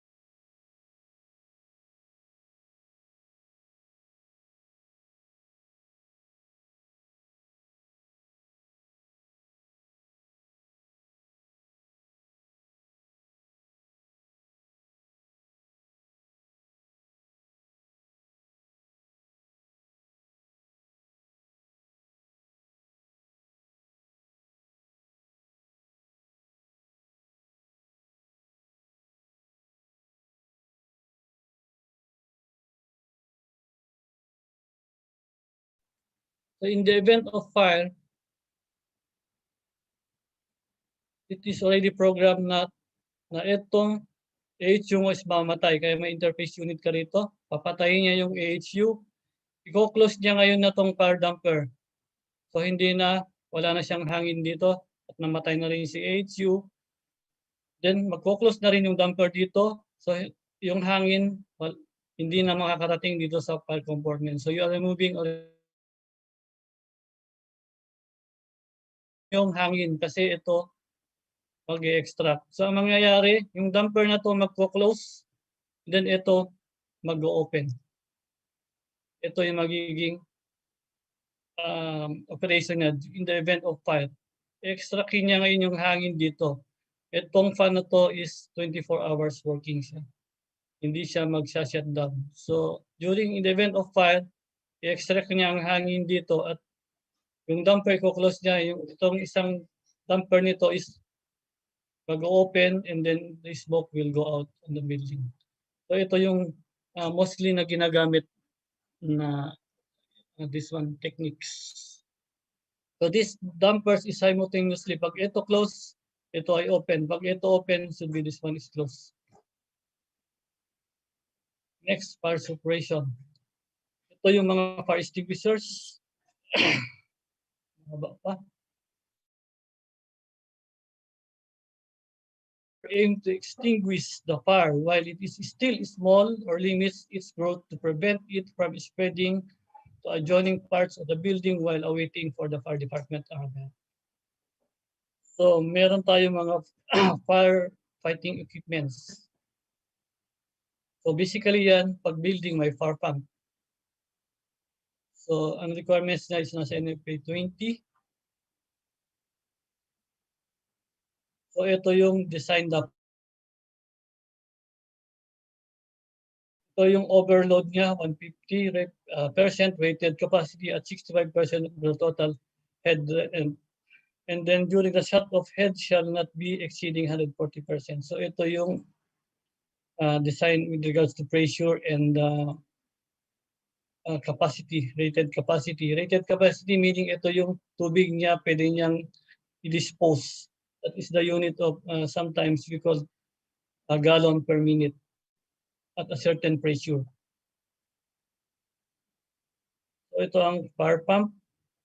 Fire pump mostly, components ng fire pump, meron siyang jockey pump, meron siyang electrical pump, meron siyang mechanical pump, ito yung diesel.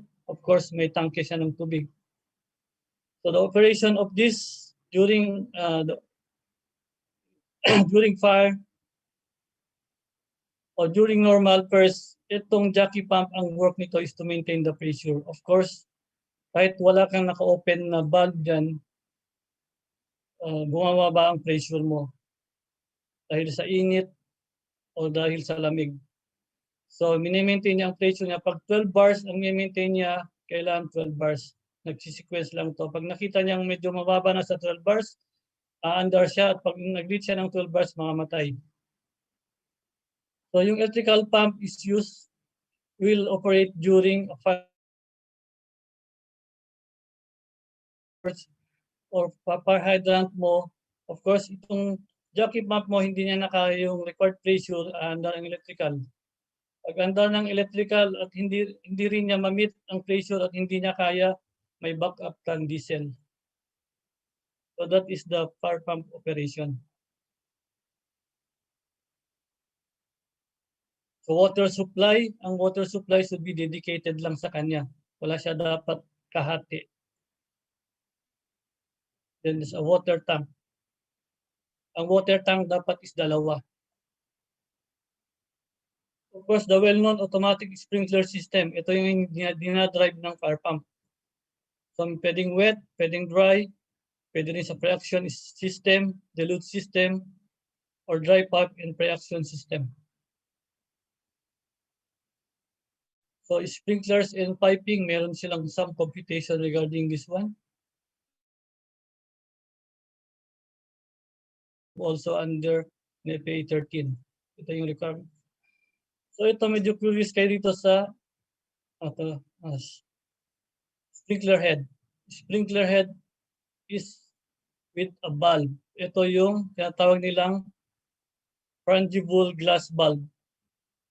Ito, pag pumutok to, this is the time na mag-release siya ng water. So, as you see, threaded to, naka-attach sa mga pipe na may tubig. So, ito pag nainitan, of course, magbablast and the water will go here and it will deflect and it will form a shower. So, pressurized water, so medyo mataas. Pag deflect niya rito, magpo-form siya ng shower in the shape of umbrella.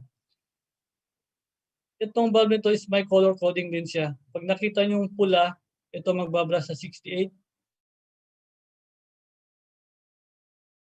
Medyo yung pinaprotektahan mo is medyo what we call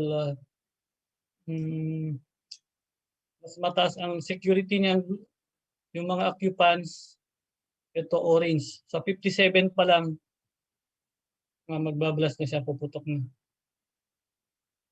Clean agent suppression system, ito yung mga ginagamit sa mga this one. Communication rooms, CCTV rooms,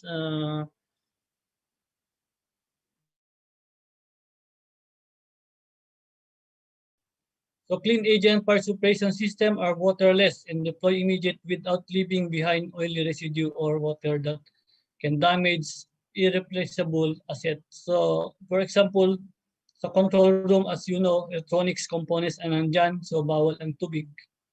So, they are using this clean agent. Kaya lang, ang kwan nito is, ang agent nito is removing mostly air.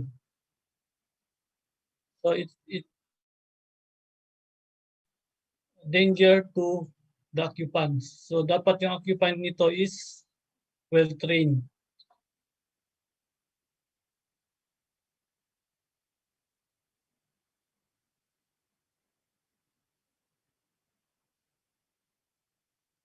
So, ito yung mga suppression system with the clean agent. 3 and 4. Pwedeng aerosol system, FM200, the Novec 30, inert clean agent fire suppression system. Ito medyo yung bago. Aerosol system ito, pag nakita mo actual to, ito usok lang ang binubuga niya. But it depletes the oxygen. So from the fire triangle before, if removing the oxygen, ang sunog ay namamatay. Ang apoy ay namamatay. So, FM200, the same thing.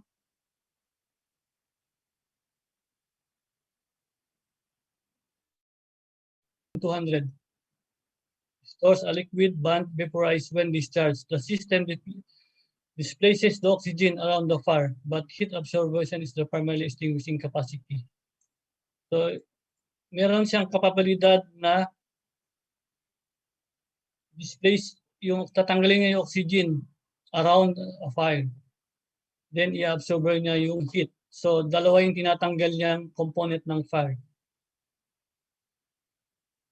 Some sample also, clean agent suppression system. Almost the same lahat mga to.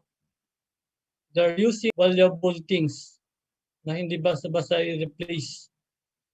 So as you can see, this cabinet rack, maybe a CCTV system na nandito. So pag nabasa yan, malaking cost ang mawawala.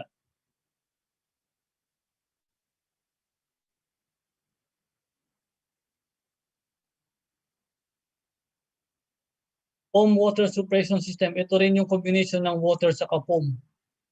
Pwede rin, which is applicable ito sa mga diesel tank o mga generators. Kasi foam is good for liquid fire. Ito ang some drawings. As you can see, may fire alarm panel din siya. It's conventional.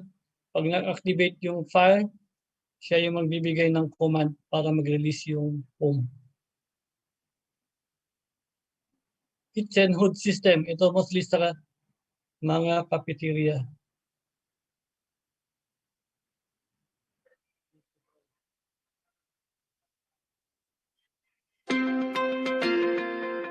The Ansel R102 Restaurant Fire Suppression System provides you with two design options. The primary is an appliance-specific design where nozzles are aimed at specific hazard areas of the appliance.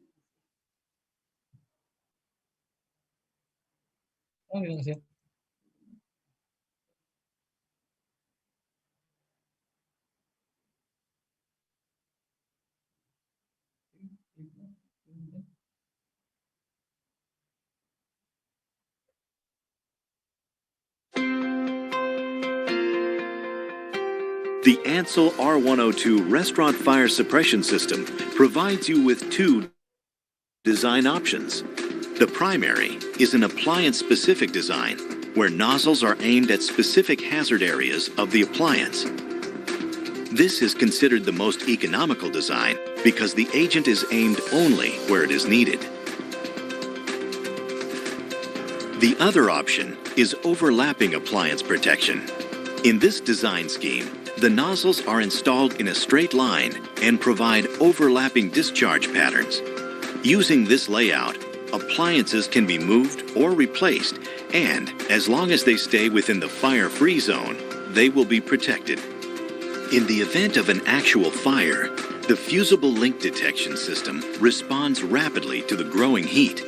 When the temperature rating is exceeded, the fusible link separates, triggering the release of a compressed gas cylinder within the Ansel release mechanism.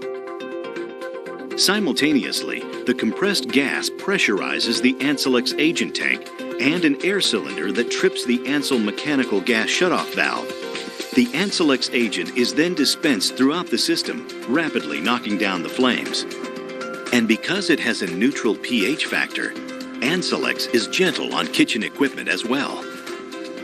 To help prevent fire reflash, the agent creates a foam blanket that inhibits the release of flammable vapors and cools the hazard area. The Ansel R102 Restaurant Fire Suppression System. Flexible fire protection designed for your changing needs.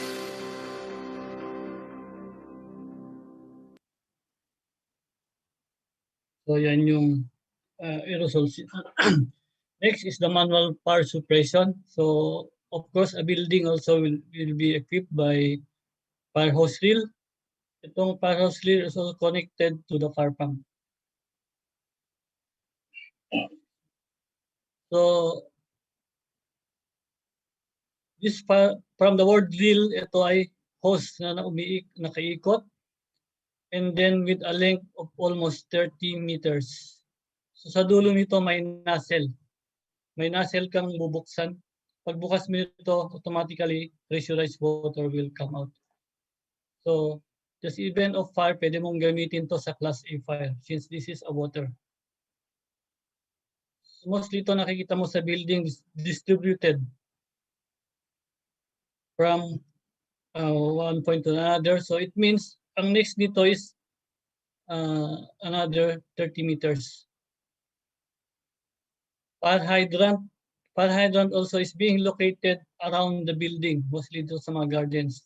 Or sometimes makikita mo to sa mga roads. So just in case a fire truck is empty, pwede siyang kumuha dito.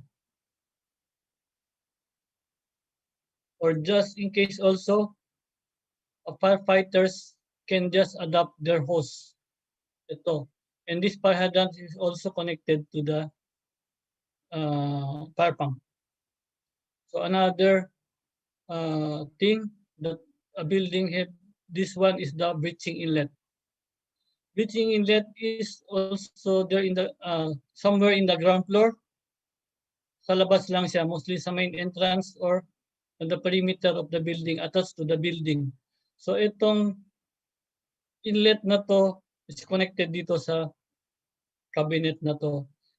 Ito naman ay located sa mga floors, mostly nasa staircase. So they are connected. So just in case kailangan ng tubig sa building, ang fire pump, ang firefighter truck, pwedeng mag-connect dito.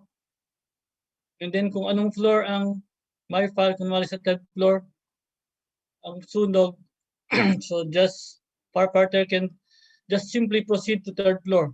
Then i-open nga yung valve, gagamitin niya itong fire hose, then he can extinguish the fire. So meaning nakakatipid siya ng time pag meron dito. Just to imagine, kung ang sunog mo nasa 5th floor, pag walang breaching inlet, ang firefighter maglilay ng hose sa staircase. So mga ilang metro yan. So it take time. So having the breaching inlet will reduce your time in putting off the fire. So next is the means of egress. Means of egress, ito yung dinadaanan mo during fire condition. So alerted to a fire when other emergency occupiers of the building will move to the other floor, emergency exit, and from there to outside of the building. The objective, all buildings should be designed such that occupant could escape when fire occurs. To meet the basic requirements for means egress, it is essential to ensure that the routes are, ito yung mga rotang madadaanan mo, dapat adequate capacity and number. It's by computation kasi ito. It's regard against the width and the capacity. Kung ilang tao nandun, should be aligned to the width of at least dun sa laki ng dadaanan. Accessible, free, and unobstructed. Dapat walang nakaharang na anything sa lahat ng time. Travel distance is limited and acceptable. Ito yung sinasabi ko kanina. Ang acceptable dito is 200 feet. 200 feet to have again another exit door. Enclosed and protected from fire and smoke. Compartmentation. Illuminated, defined, and with signs. Exit signs. Emergency exit signs. Further enhancements such as smoke control system and this one, smoke stop firefighting lobby. Ito ang some example ng escape route. So meaning pag nandito ka, you can use this one going to this staircase.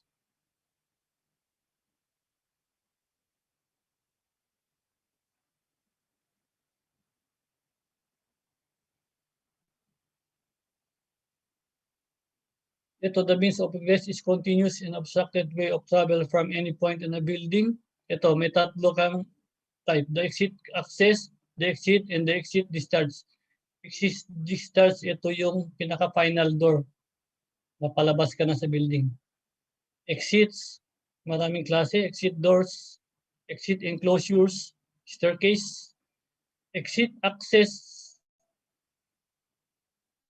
mga corridors. So ito yung exit access, that portion of means of egress that lead to an exit. And exit discharge, ito na yung final door na lalabasan mo papunta sa, of course, sa labas ng building. This is some forms of exit discharge. Pwedeng staircase ay nasa loob ng building o pwede rin in-extend nila sa side ng building. Then is this the exit, the portion of means of egress that is separated from all other spaces of a building, structured by construction or equipment as required to provide a protected way of travel to exit discharge. Ito yung mga sample niya. Door to exterior, enclosed or separated stair, enclosed or separated ramp, exit passage or horizontal exits. Some pictures for door to exit exterior, enclosed separated stair. So pwede ring rampa with, of course, some requirement. Exit passage, mostly the corridors. Horizontal exit. You can see they are being connected by a bridge. Kaya ito.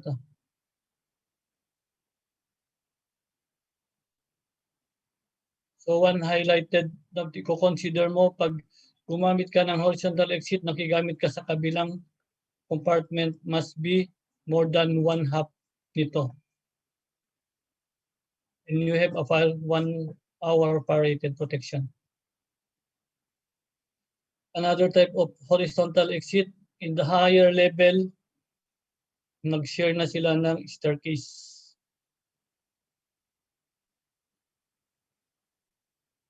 So basic concept of exiting. Exit must be provided for the building occupants. Occupants must have control of all elements of the exiting system. Once size and number of exit have been established, they cannot be reduced. So once na na-install na yan, what we call na-establish, hindi pwedeng baguhin, especially sa mga dimensions. So, one enclosed exit na hindi permitted is ito, meron siyang door. Meron siyang window.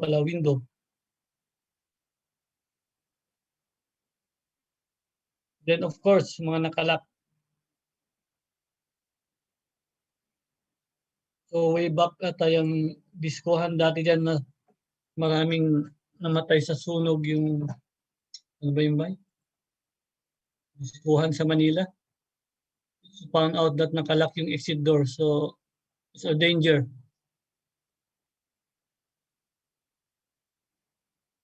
So, it must not also have some plants on the stairs. So, opening doors. Ang opening doors mo should be meron panic hardware.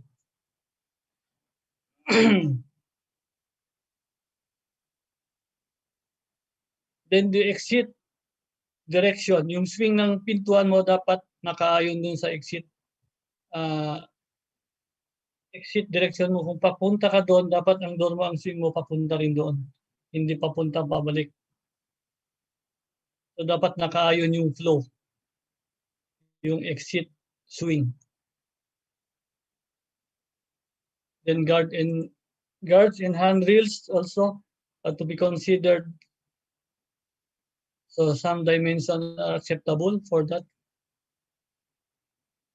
So this one sample is stating that pag medyo malaki na yung stair mo, dapat ang handrails mo meron ka na sa gitna. Some limitation in regards. So ito lang yung pwede mong ilagay o idagdag sa dimension ng mga means of egress. For example, sa corridors, kung meron kang ilalagay, should be 1/2 inch extension lang siya. Then of course, you need also the notification or identification para alam mo kung ano. During nag-exit ka, alam mo na kung anong level ka. Pag galing ka ng 20th floor, so alam mo na nasa 5th floor ka na. So alam mo na malapit ka na sa ground floor. So ito yung some techniques na ginagamit, the horizontal, the diagonal techniques with this one, with the exit doors. Diagonal rule for exit remoteness. So minimum 1 1/4 of the diagonal. Nagbe-base siya dito sa diagonal ng the building.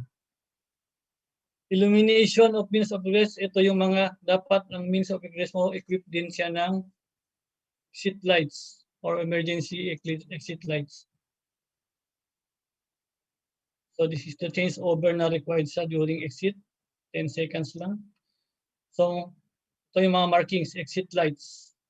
So during a fire in a building, wag kang papasok sa door na walang exit light sign.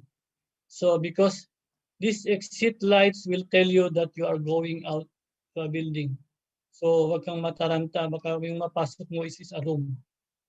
Kung room yan, there will be a tendency na matrap ka sa loob.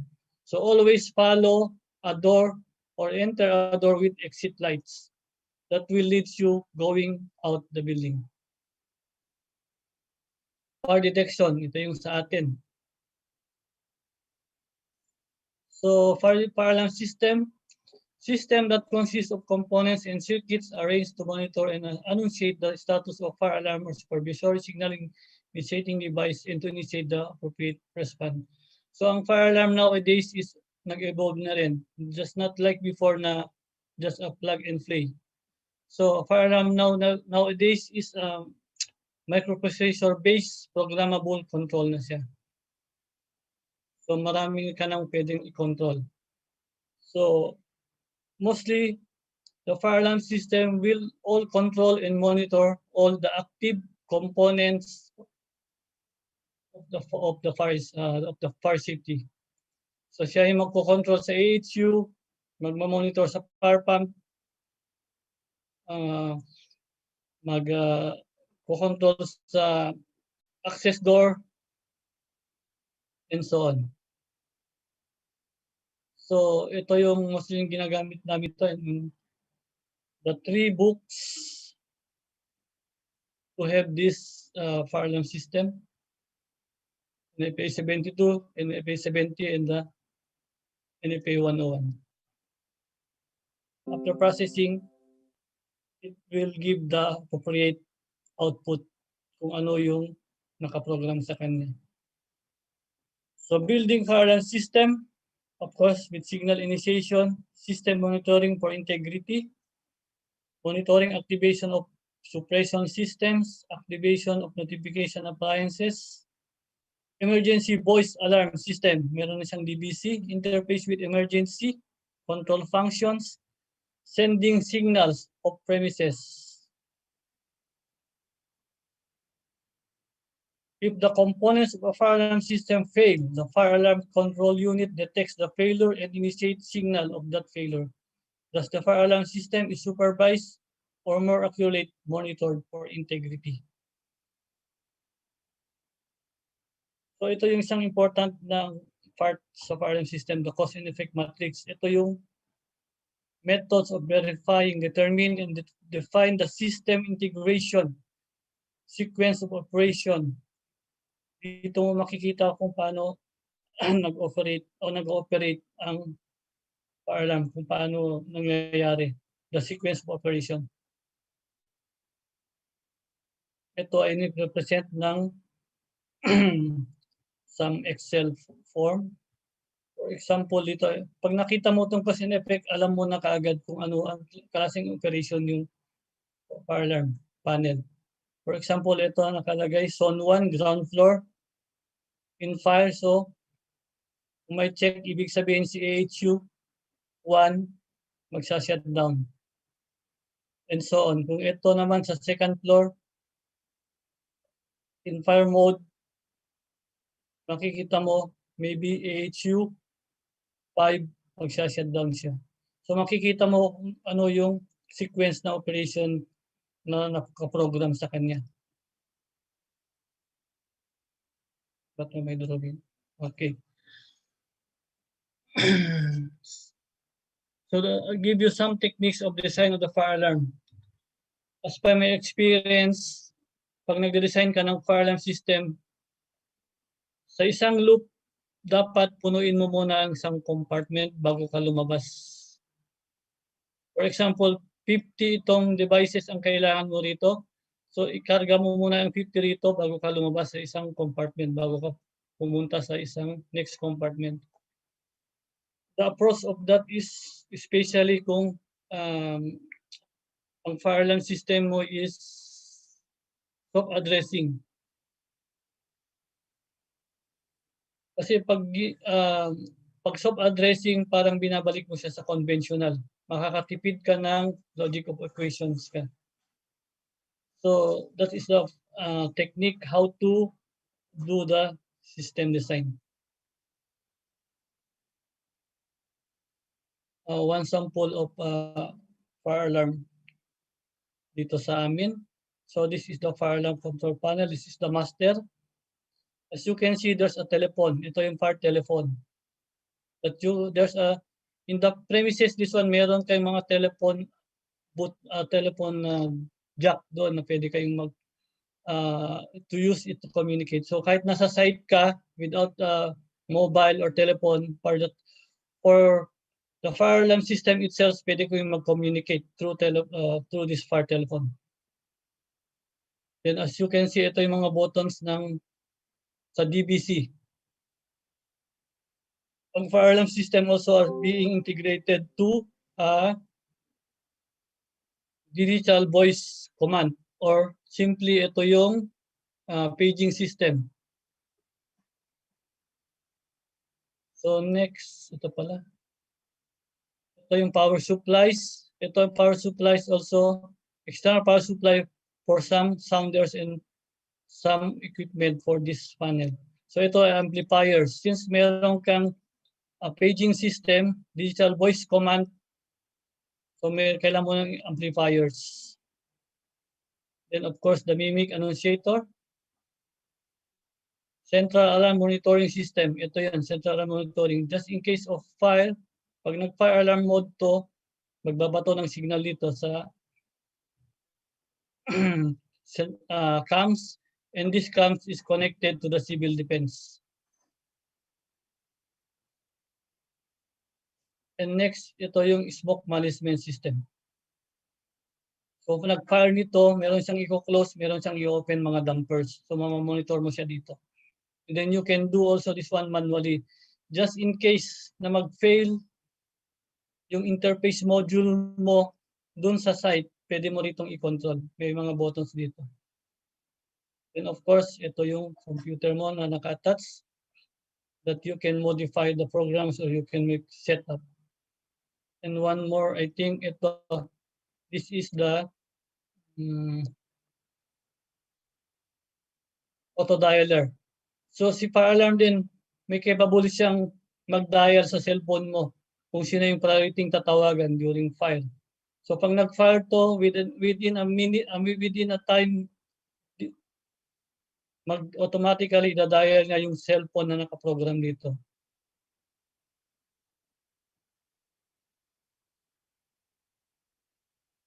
Then the pre-signal.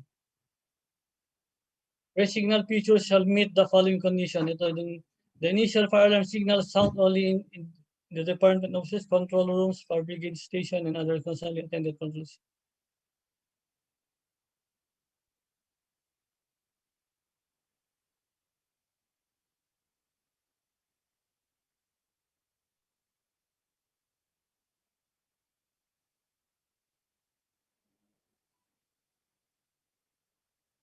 I will go to the power supply. Ang power supply requirements, of course, ang fire alarm, meron siyang primary and secondary.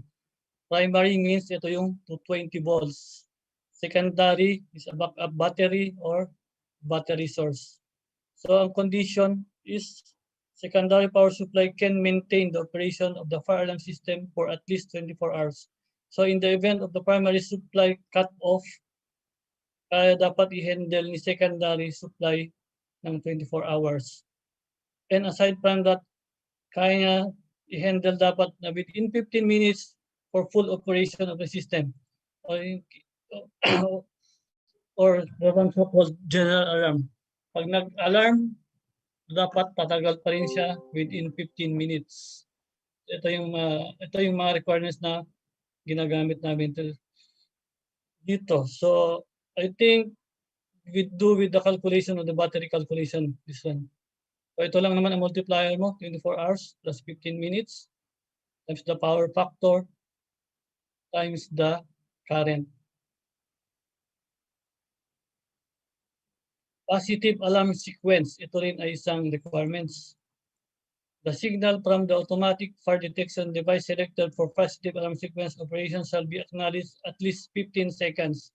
So pag may na-activate na device, hindi mo na mag-alarm within 15 seconds. Pag hindi mo siya na-acknowledge within 15 seconds, doon siya magbibigay ng alarm. Then, pag nag-alarm siya within 180 seconds, I think it is 3 minutes. At pag na-acknowledge mo siya within 3 minutes,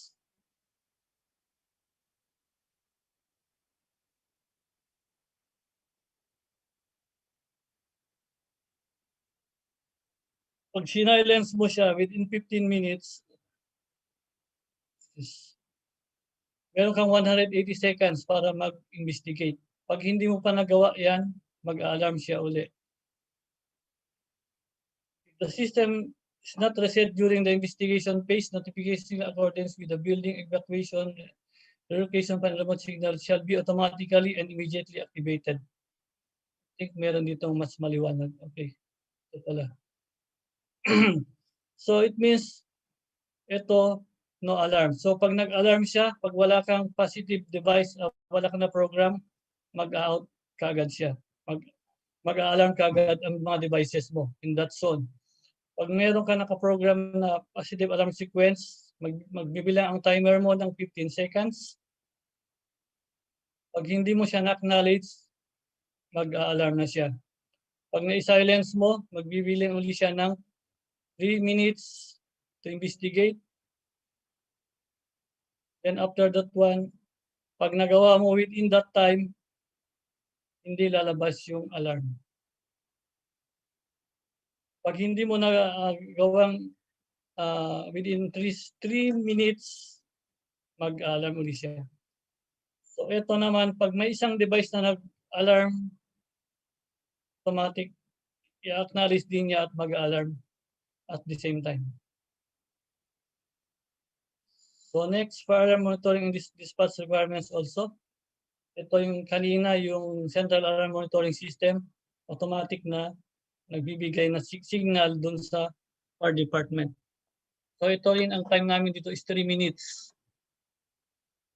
Pag hindi mo na-silence, yun ang gamit ng positive alarm sequence. Pag hindi mo na-silence ng 3 minutes, ito, magkakaroon na kayo ng communication dito. So makipag-coordinate na siya sa fire safety department ng building. So operation and maintenance of fire alarm system, meron kayong daily inspection. Mostly yan yung mga panels. You have to check daily, quarterly, visual inspection of devices. Meron kayong semi-annual visual inspections. And of course, meron kayong annual and visual function tests. So tinetest ang fire alarm devices annually every year. So fire alarm records, kailangan din to. Meron ka dapat as built and successful acceptance test. Complete record of inspection and testing. Complete record of completion. Operation and maintenance manuals. Written sequence of operation. Ito yung cause and effect. Maintenance, inspection, and testing records. So yung mga forms na pinilapan during maintenance, dapat nakaipon din. Then, of course, the paper electronic acceptable. Next.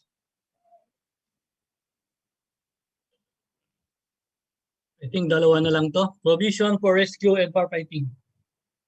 So dito sa building sa amin sa Qatar, to provide adequate access and support for firefighters and rescuers in times of emergency.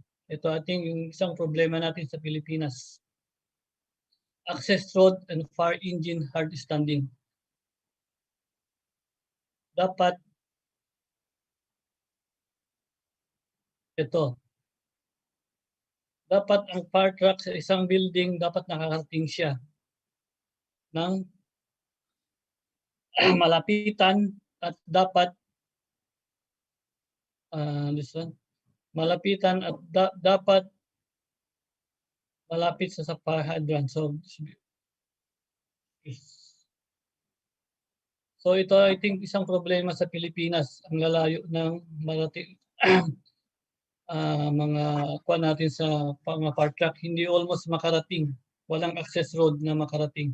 So when there's a building, there must be an access road provided at meron siyang dapat appropriate na parking. So this is some requirements sa radius niya para pag kurbada niya dapat smooth lang din siya and it can have the fire away from the building should be 2 meters to 10 meters ang allowed. Then as you can see the breaching inlet, malapit lang din siya. So just in case wala itong sprinkler system, this fire truck can just easily connect the fire hose on the breaching inlet, and firefighters can just move up on the building at the designated fire on that level and just have the fire hose and connect the hose on that area and extinguish the fire. So, kailangan malapit. I think ito yung isang problema sa Pilipinas.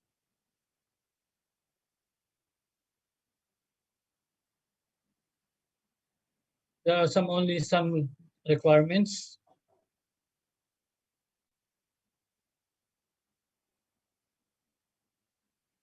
Kailangan din may fire parking lobby. And then ambulance stretcher accommodation. So there are buildings that should provide of these things. The last one is the key aspect for fire safety. So the purpose of fire safety manual is to provide clear and concise procedures to the staff so that they can maintain a high standard of fire safety in the building. The manual should document the basis of the fire safety design for the building. The manual should set out the basis on which the means of escape were planned, the management structure, and the other factors relevant to the operation of the building. Ito yung fire safety manual. Safety management organization identify clear lines of responsibility, authority, and accountability in the emergency situation. So dapat may mga designated during emergency situation na mga staff. Kung ano yung responsibility nila, kung sino yung at least meron silang representative in each team to guide yung mga firefighters.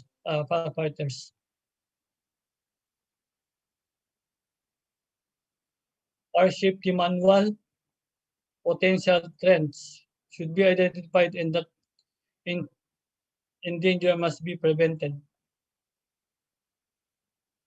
Emergency and contingency plan, ito yung emergency procedures during fire emergency plans. So dito kasi in every unit meron silang mga emergency plan, what to do in the event of fire. Periodic firefighting and evacuation drills.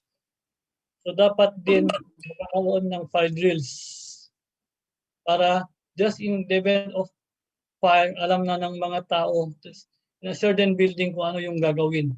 So fire drills means a practice. Practice yan. We are performing this one annually for every unit. Of course, the housekeeping practices when reduce the chances of fire and smoke spread. And the last one, I think, the maintenance.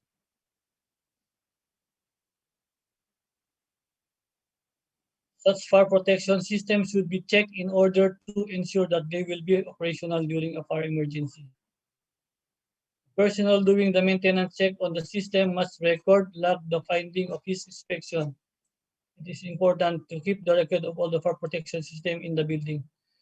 So ito ay importante na tinatago kasi just in case a fire will come, pupunta ang civil defense at police for investigation. So you must have these things to show them that you are performing a correct maintenance.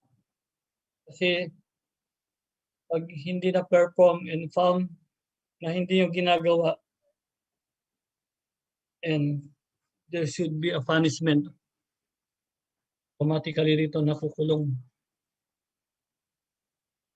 This is the practical aspect of fire safety.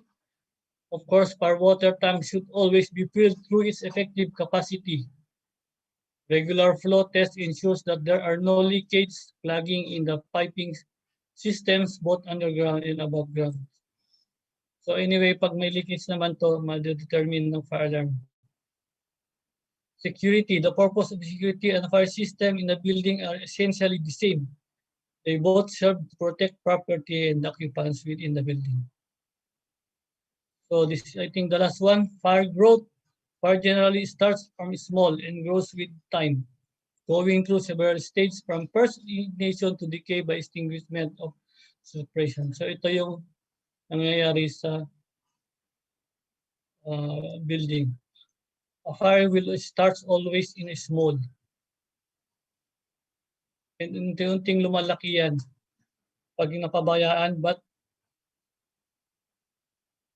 it will decay kung may proper equip ang building mo. This can be distinguished by suppression.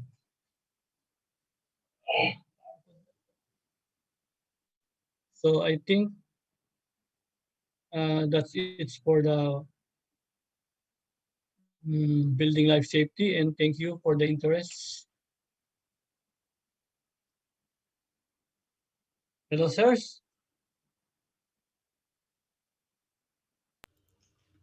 All right, sir. Thank you very much. Ayan, sir. We will now proceed with the Q&A session. And I can see here po, meron po tayong 5 open questions. So, sir, if I may read them one by one, because we have a lot of time, we may answer these questions live po tayo ngayon. Alright, so let's to start off. We have here from Mr. Jerry De La Cruz. Sir, may isa pong question ngayon dito. For an instance or threat of fire where only available fire extinguisher gauge is at red indicator, would you still recommend to use it as the first to put off an emerging flame?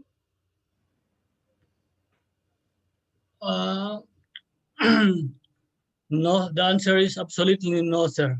So as a practice of fire safety, pag down pressure na ang fire extinguisher is not allowed on site.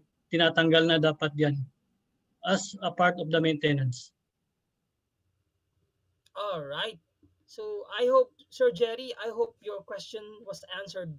Oh, if it was, you may also put in the chat box, sir. Ayan. So sir, thank you, sir, for sharing us your expertise. We have another question here, sir. He has a very interesting name. He is anonymous attendee. What's best fire extinguisher for house or small offices? He has a really good question, though. Very practical question. What is the best fire extinguisher for house or small offices?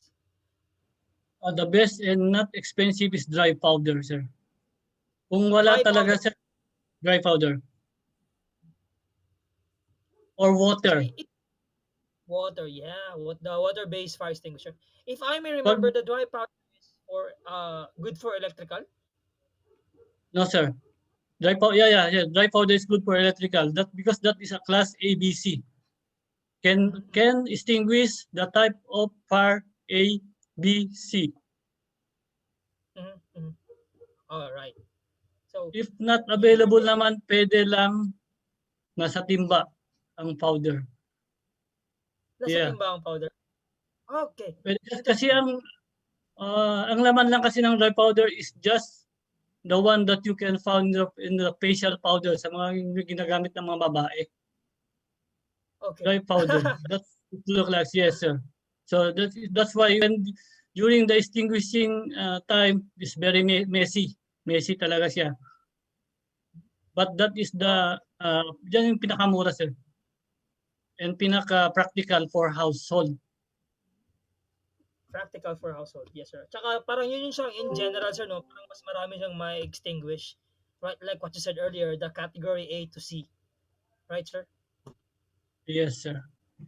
Right. Sir, I hope Mr. Anonymous or Mr. and Miss Anonymous attendee, I hope your question was answered, right? Sir, if you have questions po sa mga participants natin, we have Q&A box po. Please direct it here para po ating ma-acknowledge. Sir, we have a question from Lorenzo Giuliano Yossi.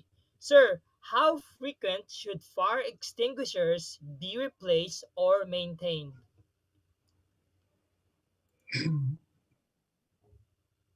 Pakiulit siya. Sir, from Lorenzo Giuliano Yossi.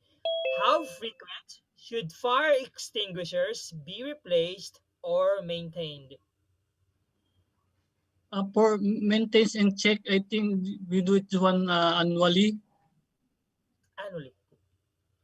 Sorry. Monthly. For fire extinguishers. All right, sir. Parang may connected tanong ata siya, sir. Can I repeat again the question, please? Yes, sir. For a while, sir. This is from Lorenzo Giuliano. How frequent should fire extinguishers be replaced or maintained? Replace. Yes, sir. Or maintained. It depends on the fire extinguisher. Kung dry powder siya, at least meron naman siyang gauge na nakikita. Kung pressure niya is good, then you have only to reset. Ang pag-reset ng dry powder is baliktarin mo lang siya. Kasi parang nag-i-stack yung buhangin sa loob. Then you can do that one quarterly. Quarterly, sir. Yes. Right. It's really good to know that we have an expert here. Malaking tulong po ito. So we are very thankful. Do not forget to say thank you to our resource speaker. Even after the webinar spoke, we will be forever indebted of the things that he shared us. Sir, we will proceed to our next question. We have here from a very, very famous IECEP SOCCSKSARGEN member from Engineer Sajid Makabalang. What kind of material is that fire stop system located in the feeder, windows, or entries? What standard or category falls under that material? Yung fire stop po daw, sir, fire stop system, anong kind of materials po daw ang ginagamit? That is a fire sealant. I don't know what exactly kung anong item, sir, ang tinatanong. Fire. Sir Sajid, maybe you can further elaborate your question, sir. Anong klaseng, sir, fire stop system daw, sir? Located in the feeder windows or entries. So as Sir Sajid is following up his question, so we have another question here from Emmanuel Yandok. Can we ask for a soft copy of the presentation materials? Of course, sir. Yes, of course naman, sir. It will always be a yes. Our resource speaker is indeed very generous, and through IECEP SOCCSKSARGEN and IECEP Qatar, we'll be disseminating his presentation materials. From Augustine Pertes, sir, what are different type of color coding of fire extinguishers? This is a really practical question, sir. What are different type of color coding of fire extinguishers? I think I shown this one before. So there are red, blue, black, and white. So this color will then this one notify or will tell you what extinguisher, what agent is in that fire extinguishers. For black, that is the CO2, carbon dioxide. This is good for electrical fire because it will eliminate the oxygen. Then the red is water. Water is good for cooling. So it means mainit, buhusan mo ng tubig, lalamig siya. So you are removing the heat from the fire. Then yung blue, that is the, as before discussed, the dry powder, the dry chemical powders. Some kasi ng dry powder is hinahaluan nila ng chemicals. Kaya tinatawag ng DCP. Then, ano pa ba yung yellowish, that is a foam. Foam also is good for class B, yung liquid sa mga petrol or oils. That will film the fire. So it means ibablanket niya yung petrol. Foam means it's just like a soap. Yung mga bula, pag naglalaba tayo, ganun ang lalabas dyan. Mabula siya. Then pag may sunog na example oil, pwede mo siyang ibuhos doon. So ibabalangkit niya yung liquid na yan. Then that will separate from the fire. All right. Interesting. So we have another question here, sir, from an anonymous attendee. What factors to consider when buying firewalls? What factors to consider when buying firewalls? Sir, buying firewall should be depends on the design, kung ano yung required, kung anong saan mo gagamitin. So first, pag staircase yan, the standard is 2-hour per rated. Pag sa mga corridors and corridors, that is mostly 1 hour per rated. Pag smoke, gamitin mo naman sa smoke compartment, that is 20 minutes. Anyway, any construction in a building or fabricated materials is considered a 20-hour rated. So, ang pinapabricate lang talaga is, ang nagpapabricate is an authorized company kasi meron siyang certificate that comes, kasi ang mga par-rated doors or windows are tested through laboratory at may certificate yan. So it will be also depend on the the distributor. Okay, we have here another question. We have Sir, I think he is referring to data center with IT equipment. Sir, tell me, Sir Manolito Sasuman, if I'm wrong, sir. How is the sequence of fire detection in data center? What is the best fire suppression in the data center? Data center as of now, pinakamaganda is yung aerosol systems. Aerosol. Kasi ang aerosol system is very clean. Kasi ang lumalabas dyan lang is smoke. Usok lang siya. Which will deplete the oxygen. Interesting. Yes. So very, tapos ang size lang yan is maliliit lang siya.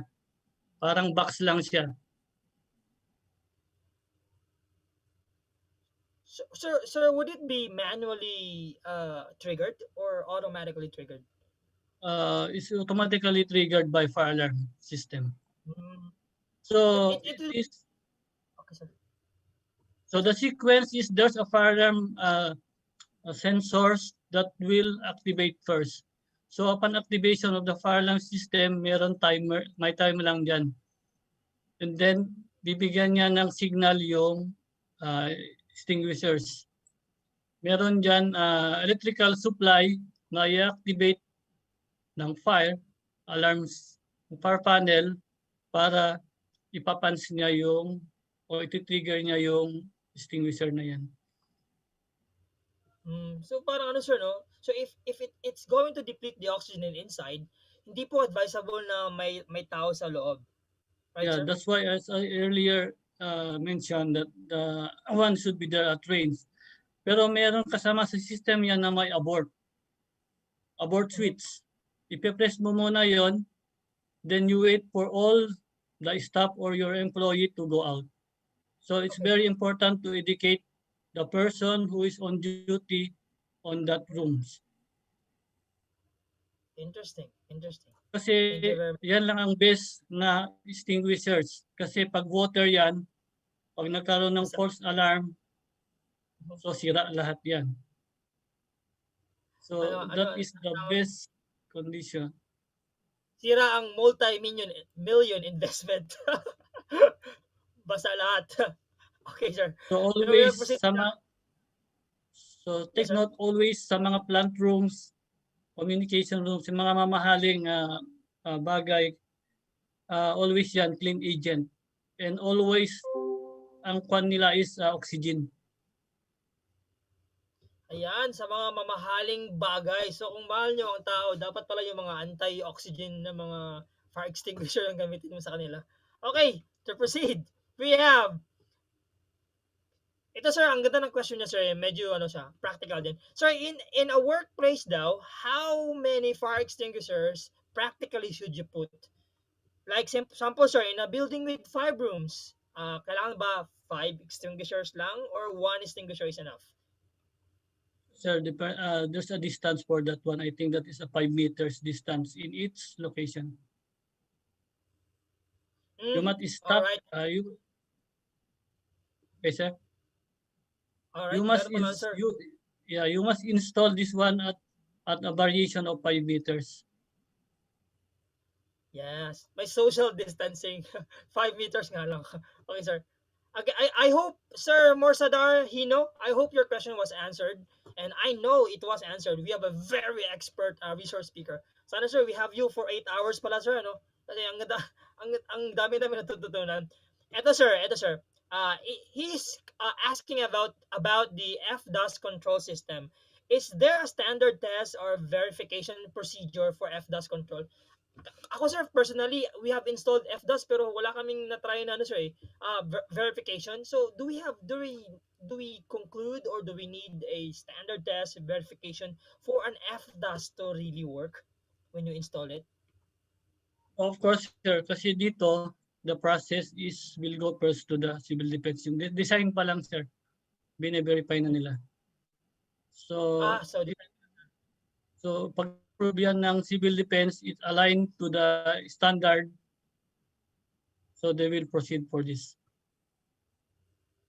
Ito, sir, naghihingi siya ng advice kasi si Sir Eric Jester Lim po, sa facility niya po sa HCFC, sa na-generator po sa kanilang equipment room, meron po ang city nila, they only have a dry type refilling. So 5 years na po yung mga fire extinguishers.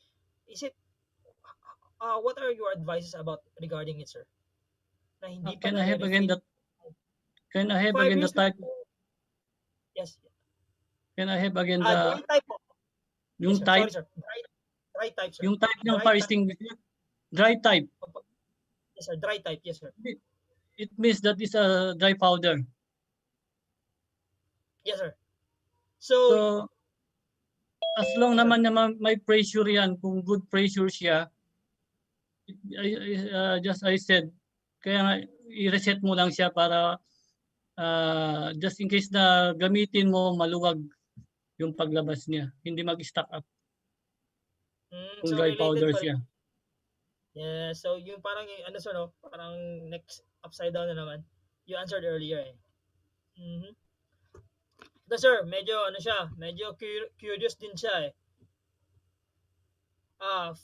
From Mark Evan Lopez, in the method of smoke control using pressurization system via single injection system or multiple injection system, wouldn't this system enable fire to grow due to more oxygen supply generated by propeller fan? Actually, sir, kasi may computation yan kaya may difference pressure. So it will be depending on the design and computation. Right, sir? Yes, sir. Mayroong balance naman yan. Hindi naman kailangan na malakas ang kailangan mo. What you need only is to have a positive pressure on that area so that smoke will not go in. Para pag evacuation, malinis siya, hindi siya hindi ka masuffocate.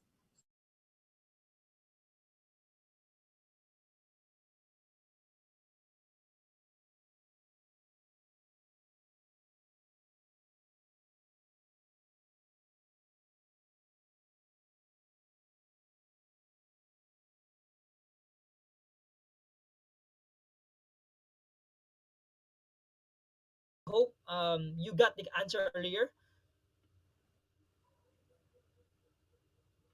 And then we have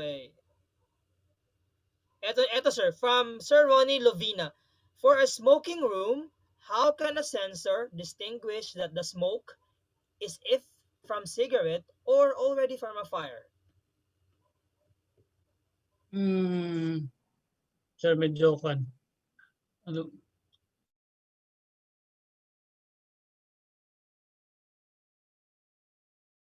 Sensor if the smoke is from the cigarette or it's already from a fire. Okay, the answer is hindi niya madidistinguish because as the word smoke detectors is only limited to sense and smoke. So hindi niya alam kung apoy or smoke yung nasa-sense niya. Okay. That's why sorry sir, I'm really sorry. You were saying, sir? No, okay. So you mean, sir, it is not advisable to put a sensor in the smoking room po? Yes, sir. Kung smoking room yan at hindi talaga maiwasan, there's a replacement for that one. That is the heat detectors. Heat detectors. That's it. So, Engineer Ronnie, Sir Ronnie, I hope your question was answered. Mm-hmm. Okay. Ito sir, a practical question again. Typically, how long is sprinklers reliability? What do you mean, sir? The construction or during operation? Okay, sir. If I may ask the questionee, what are you referring to?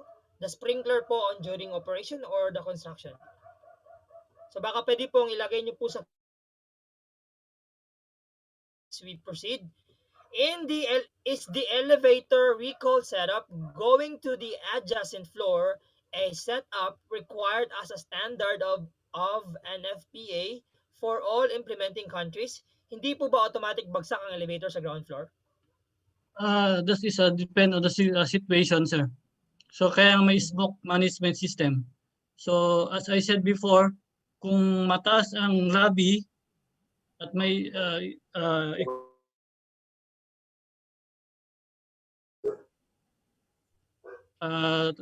automatically yan sa ground floor.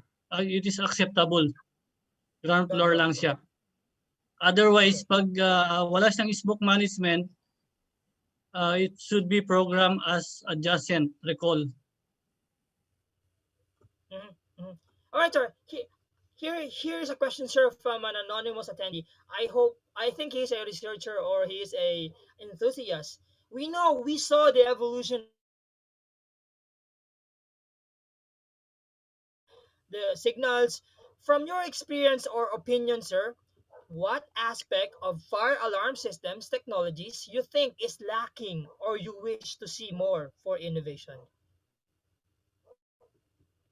Is of course yung conventional, sir. Kasi it depends naman sa kung saan mo gagamitin ang fire alarm. There are appropriate for small building, there are appropriate for big building.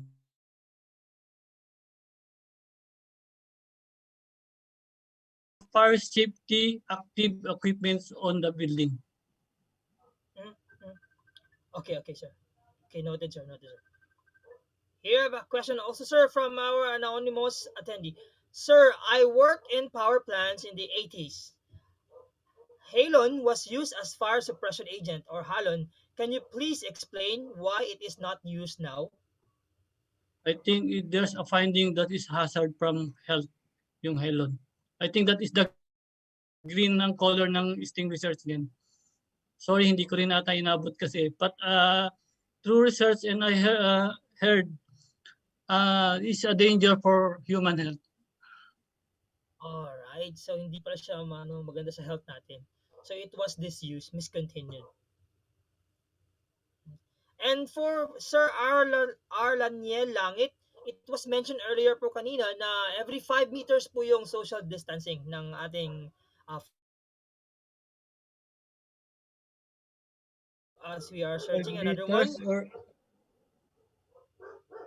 Sir? So 5 meters, so that is 15 meters, sir. 15 meters. Sorry, sir. Yeah, 15 sorry, meters. Sir, sorry. Medyo sumasakit na ulo eh. Okay, sir. Ito, sir. We are not more searching for more questions. Parami, but we still have time. I think we're gonna be taking just 2 or 3 more questions. Lim kanina, may follow-up question na sa sir.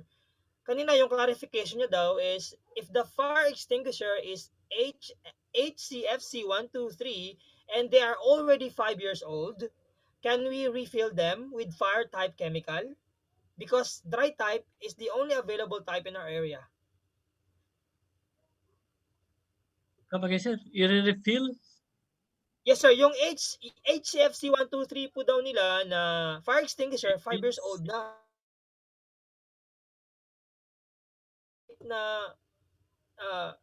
extinguisher, pwede po daw ang pang-refill nila is dry type chemical? I think you have to check first the component inside kung compatible yung mechanism niya. Kasi may mechanism sa loob ng fire extinguishers. Okay. So you will have to check the mechanism po ng fire extinguishers. All right, to proceed, we have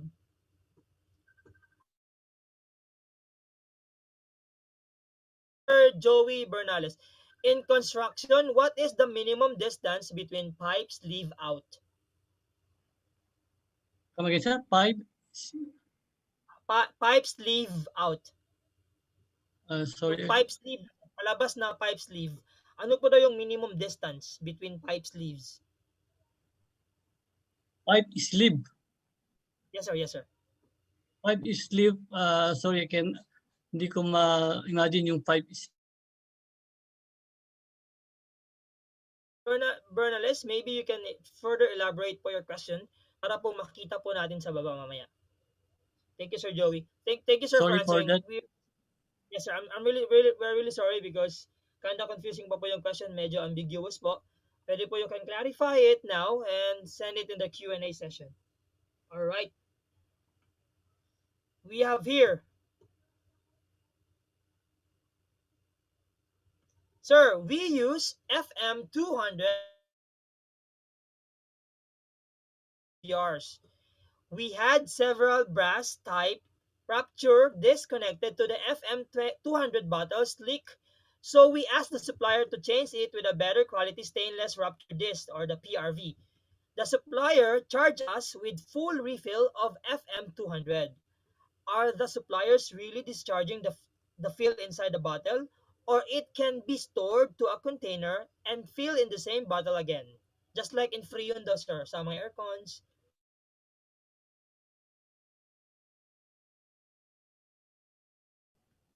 Sorry for this question. Parang hindi ko masagot kasi we are not on supplier for the of extinguishers. Okay, sir. Okay, I will agree with your answer, sir. Thank you, Sir Wendell Kirobin, for your question. Sir, we have a question from Edgardo Bautista. Are infrared detectors still in use as flame detectors?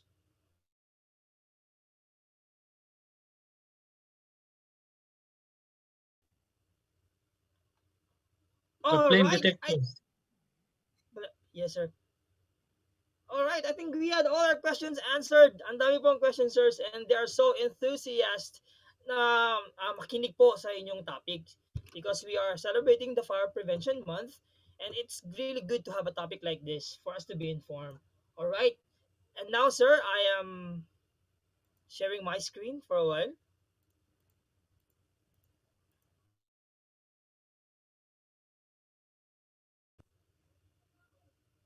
Share ko muna ang screen ko. And while I am sharing the screen, camera.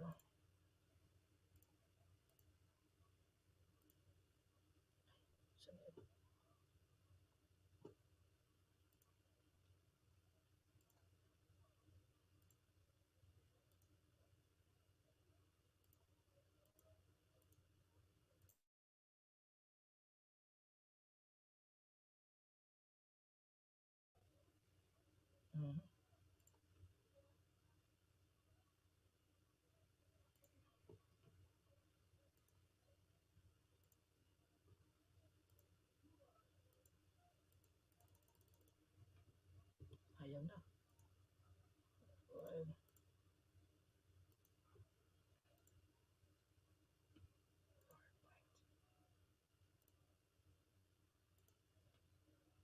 Ayan.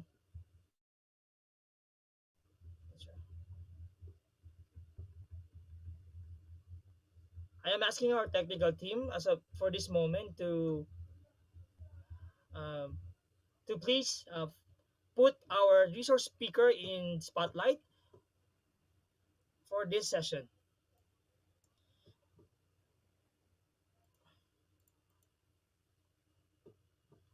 All right, now.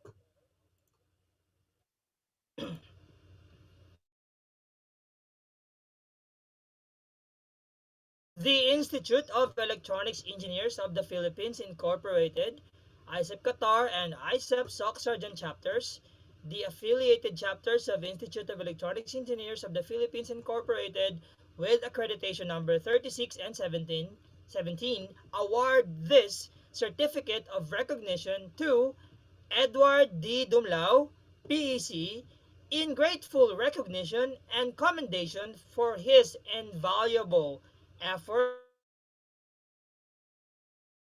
as a resource speaker with the topic Building Life Safety during the 2021 webinar collaboration series with IECEP Qatar and IECEP SOCCSKSARGEN Chapter given this 13th of March 2021.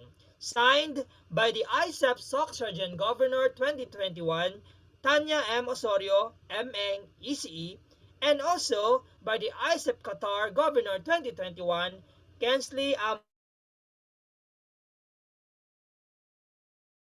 AAE LED Green ASOC. Thank you very much, Sir Ed, for this very informative webinar. And I know our participants are very happy that they are here right now. Ang dami po naming natutunan. Lahat po tayo may natutunan. And even the questions were answered very well. And we are very thankful. Kaya naman sa ating mga participants, do not forget to say thank you naman po to our resource speaker. Kasi po, he given his time, he's given his expertise, shared deserves our praise. He deserves to be thanked, okay? So yan, nag-thank na silang lahat and they are indeed thankful, sir. So sir, thank you very much for this very informative informative webinar. All right? So before we will close this webinar, we would ask a we would ask a messages from our VIP. So to start off, we have the empowered woman and she is SEPSOC Surgeon owned Council of Past Governors. And she is now the president of ISEP 2021. Ladies and gentlemen, let us hear a message from one of our VIPs, the president, Dr. Michelle D. Lawas. Ma'am? Okay, thank you, Earl. Thank you. Thank you so much. Okay, good evening. Magandang gabi sa lahat at good afternoon dyan po sa Qatar at sa Middle East and other parts of the world. Brown out pa rin po dito sa amin. So I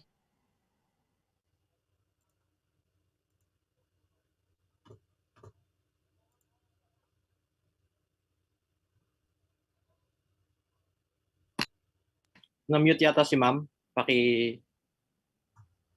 Ma'am?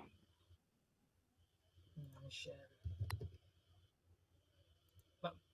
Michelle, you are being unmuted. You are unmuted. Yeah. Yan, ma'am. Okay. Much, Earl. And magandang gabi sa lahat at saka good afternoon at magandang araw sa Middle East, sa Qatar, no? And again, my congratulations for another successful collaboration between IECEP Qatar, headed by Engineer Kensley Manesi, and of course, for SOCCSKSARGEN, Engineer Tanya Osorio. And I would like also to congratulate our speaker, Engineer Dumlao, no? It's a good presentation for in line with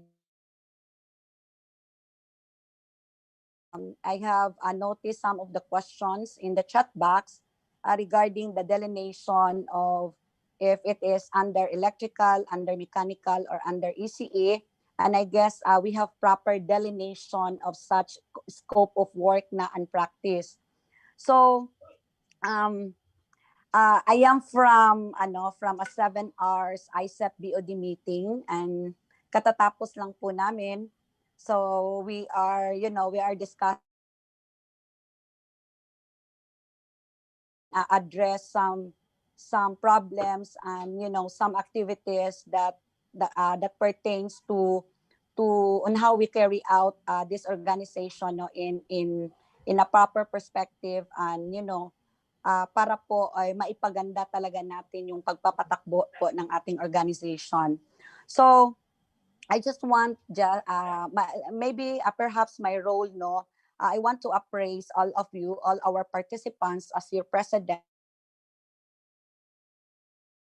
our organization as to with regards to our activities, the Technical Development Committee along with other committees, no, masyado nga kaming together with the board, masyado kaming happy with the activities na ginagawa. Very independent kasi yung mga chapters natin, even without the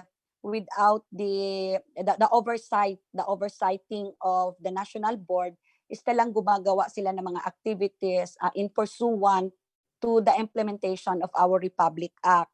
So yun na nga, very thankful kami doon, at saka your national board, your president, along with the national board, no, we are working very hard for the realization of our dreams with our programs and plans and activities for this year. Pero may mga problema po talaga tayo along the way. So just like with the fire issuance of memorandum for the holding or the held in abeyance, no, with the sign and sealing of ECE and EE. So I will not preempt anything, because one of our meetings that entails a lot of our time talaga during the discussion is about the drafting or finalization of our stand or our opposition with regards to that abeyance letter of the Bureau. And I would like also to inform everybody that your president, I am given a resolution and a permission to really go to Manila, to the national office of the Bureau of Fire Protection Office, to really personally hand over our opposition letter, because that is the demand of the committee or the demand of the members, the board of directors of the national IECEP. So I really have to sacrifice myself in going to the national offices, no, in DILG and DPWH, just to present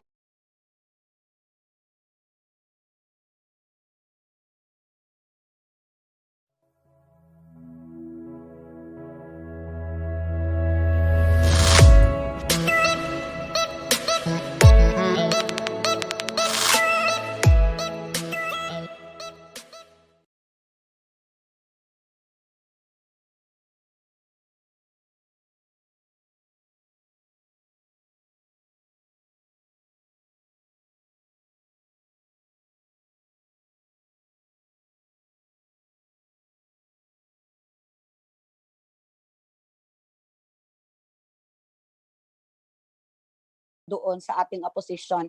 So just for the sa ngayon is talagang maghihintay lang tayo, because your national board is working and we are really making sure na the protection of our practice and the protection of our yung mga scope of works natin is talagang maproprotection na natin through this through this legal action.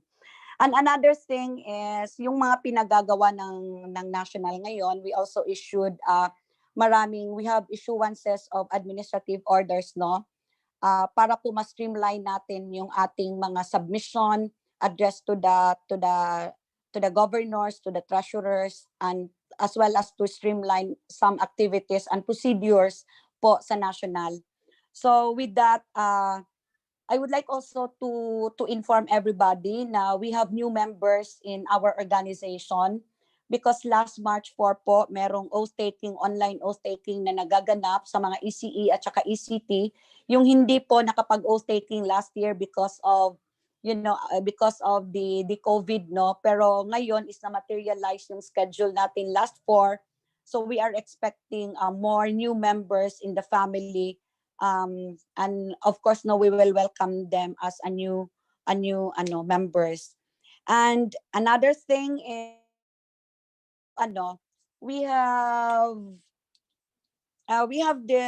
we purchased now, we have references for standards and many other standards for the outside plant, for the data center, data communication, data center, no, a big C standard. So the national board now, of course, with the leadership of our ECE Code Committee, is nakapag-craft and made a proposal for the purchase of such standard.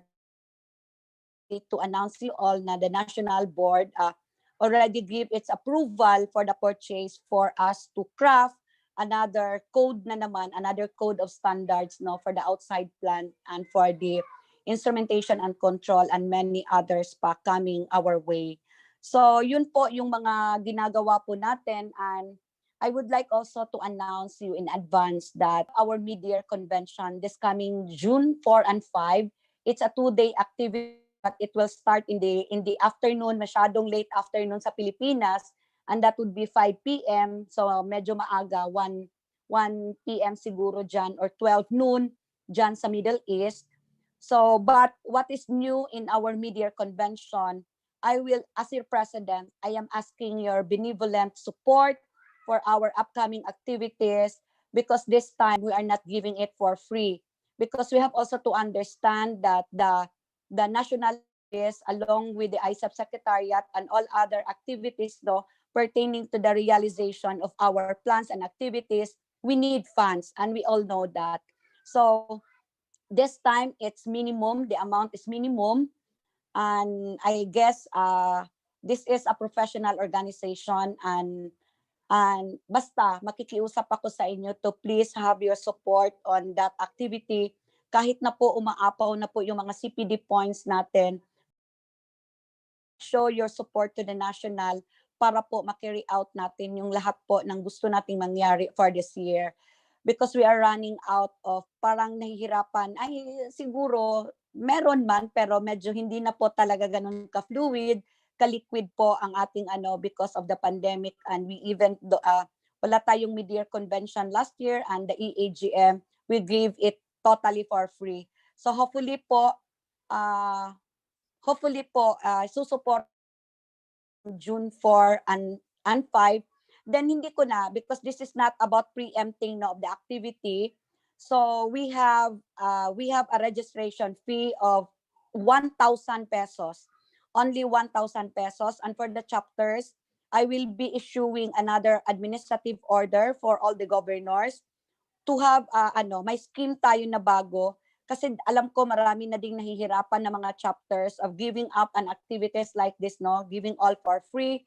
So meron po tayong scheme na ginawa po, and it will be issued on Monday, na lahat po ng mga CPD natin, kasi yung foreign chapters kasi natin, they start collecting na their seminars and their webinars, and some of the local chapters meron na din. So this time, to make it uniform, at saka may parang may tarifa tayo, but still the governor, the chapter has this level to come up with a free webinar if they like, if they want, then pwede din sila magpapabayad, kasi nga this is an organization and we cannot operate an organization without having funds. So sana po natin lahat ito.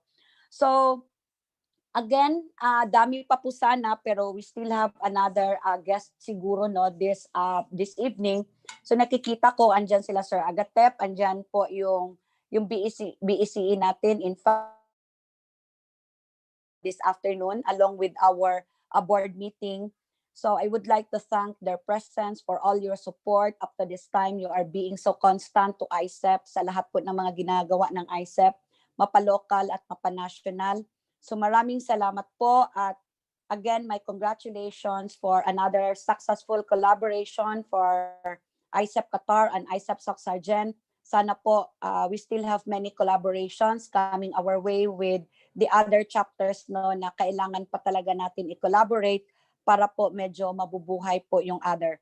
So along with the along with the development committee, with all our programs and implementation for our RA 9292, hopefully we could move it forward, and at sama-sama po nating itataguyod ang ating profession, ang ating organisasyon po. With that, maraming salamat, and thank you for having me tonight. Maraming salamat po. Thank you very much. That was the IECEP 2021 President, the empowered Dr. Michelle D. Lawas. Thank you, ma'am. And we will really support your advocacies, ma'am. Your programs for this year, especially the mid-year. Excited na nga po kami, ma'am. And we are indeed one IECEP. All right, for that.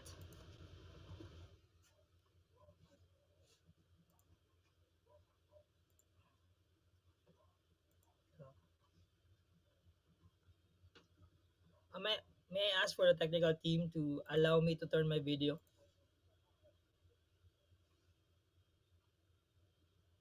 Thank you, sir.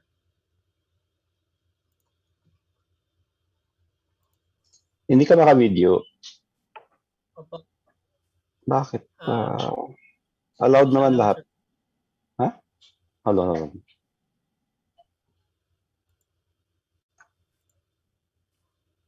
And for that, while Yan. he is preparing for his message, I am I am now requesting the chairman of the Professional Regulatory Board of Electronics Engineering, Chairman Dr. Alnar El Ditalia, for his message. Sir?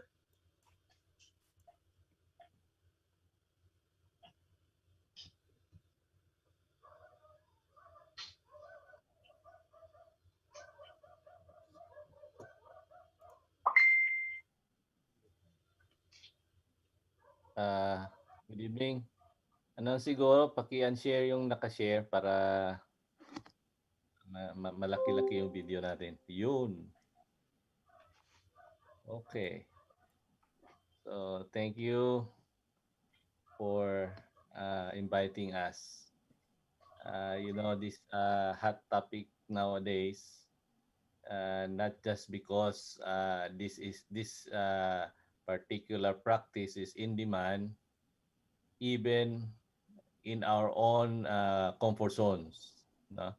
So ito yung palagi yung binabanggit before na we should enrich our professionals with these skills and knowledge because this particular practice is really available in all localities where we reside. No? So with the full implementation of RA 9292, with the direction that all LGUs will really implement it, so this particular field is really in demand. No? So we thank our speaker for giving us, refreshing us with these insights and knowledge. And we also thank the organizers, IECEP SOCCSKSARGEN, and as well as IECEP Qatar, who always provide us with this expertise. Thank you for equipping once again our professionals, and I do hope that I could see in the future that tayo magdodomina nitong practice na to. No? Although there are some legalities that we need to fight on, but I guess we are on the winning side. Agree ba? Thumbs up naman. No? We are on the winning side naman. Diba? So again, I'd like to thank everybody. The board is also doing its best to really settle this issue with other profession. I'm sure that IECEP also, on their side, is also doing their best. And we also at the PRC is also trying our best to really settle this issue with other professionals, other discipline. But anyhow, again, I'd like to congratulate everybody. And for those participants, do apply this one in your own respective places. Dapat tayo mangunguna nito. Na? It is our practice. It is our field.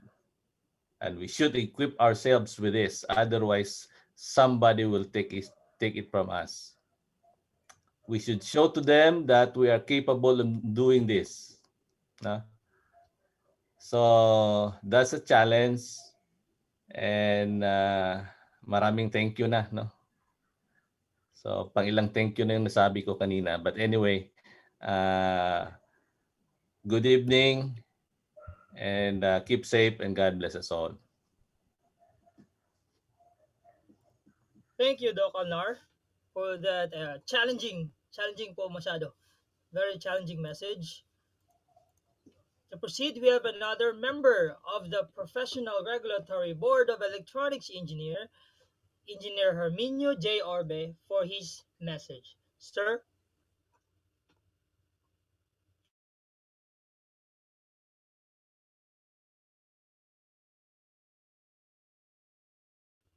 So while Engineer Orbe is turning on his microphone, we would like to acknowledge the presence of Dr. Angelo Beltran Jr. He just conducted a webinar with IECEP SOCCSKSARGEN last February 27. Sir, thank you very much, and thank you for being here, sir. Also, we have a member of the Professional Regulatory Board of Electronics Engineering, Engineer Enrico Claro Del Moro. Sir, we would love to hear your message.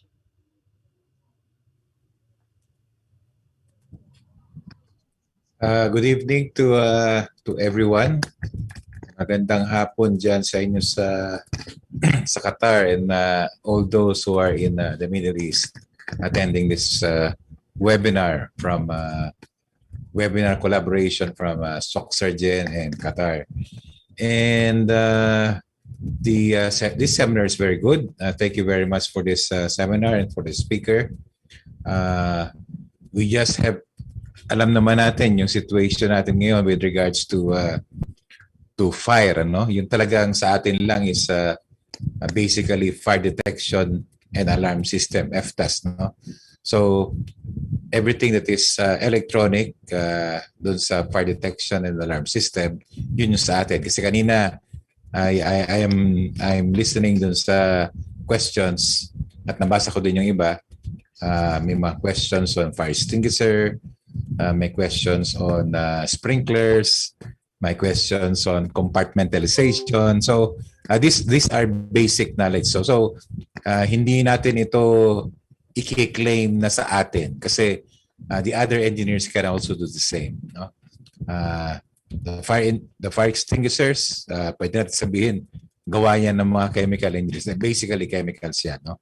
And all the rest, yung the sprinklers, sa mechanical engineers yan. But of course, may controls yun and that falls within our scope. No? So, yung fire detection and everything that is in fire safety is a collaboration basically of different professions ng engineering. So, one engineering discipline cannot or should not own everything that is in fire. No?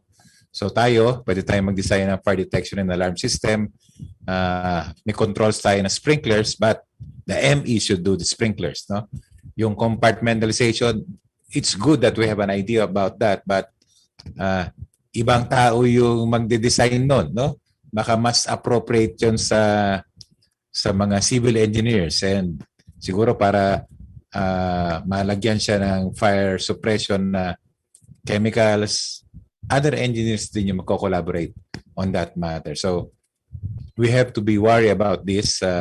Dapat irespeto din natin yung profession ng ating ibang mga kapatid sa engineering, ibang engineering fields. And again, this is good knowledge, no? Yung iba dito ay informative, but yung iba naman dito ay general knowledge, no? So it's good to know, but hindi porke ito ay naibigay dito sa isang webinar natin dito sa IECEP is that does not mean na tayo na yung magpa-practice ito. So yung iba dito is good information for all of us. So again, good evening to everyone.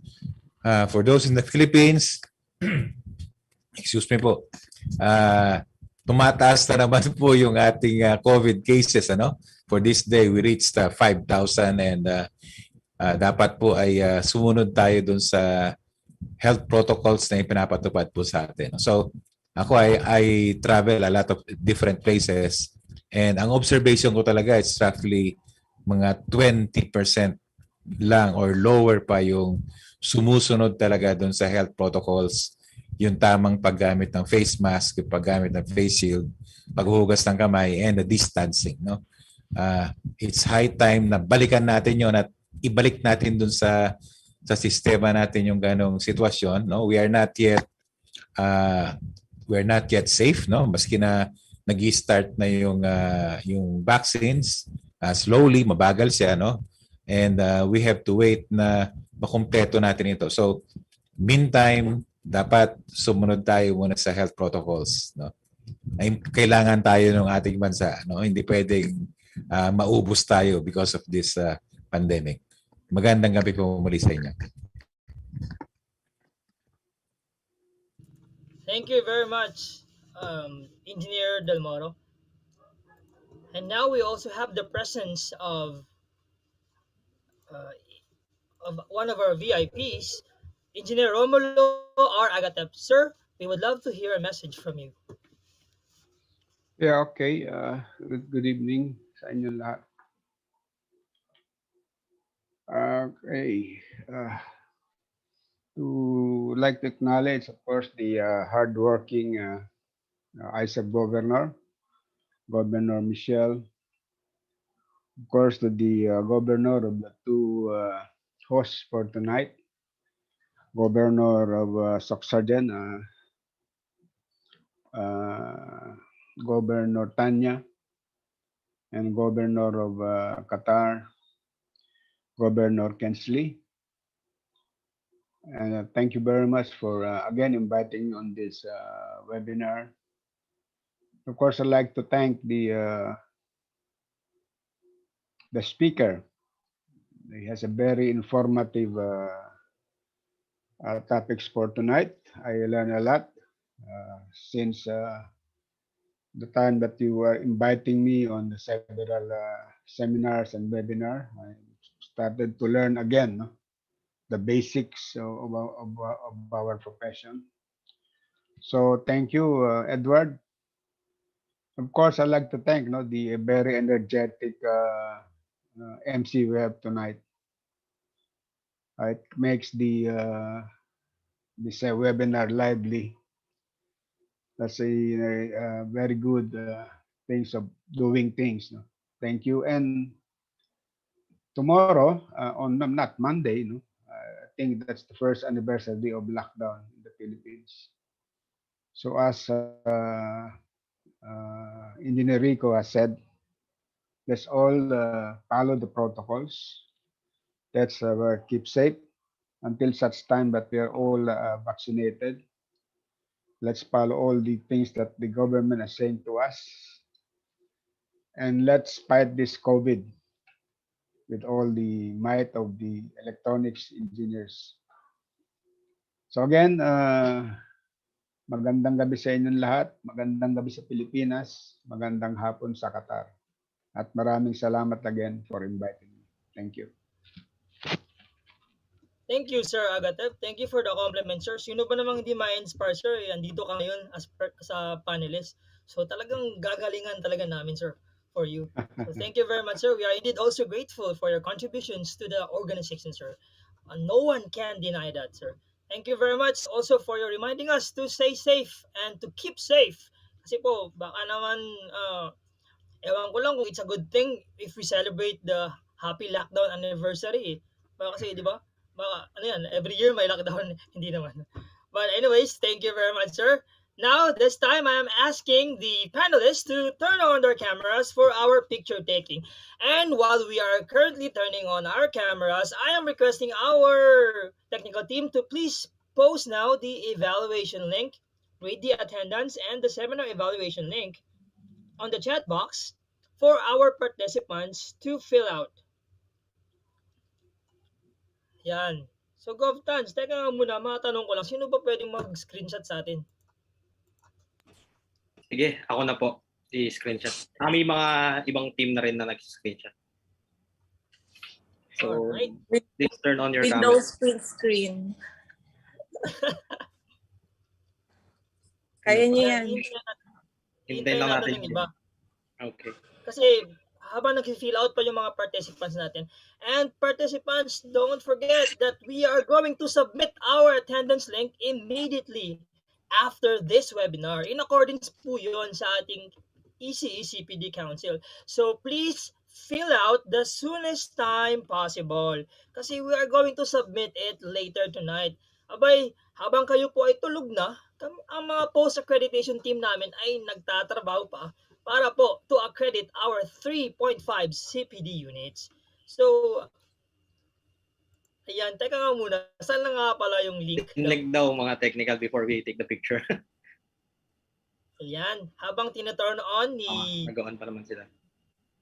Sir Adonis ang kanilang camera. Sir Don, are you still around? And si Engineer Raya? Ayan. Busy pa, busy. Coffee shop pa nga ata si Gobta niya eh.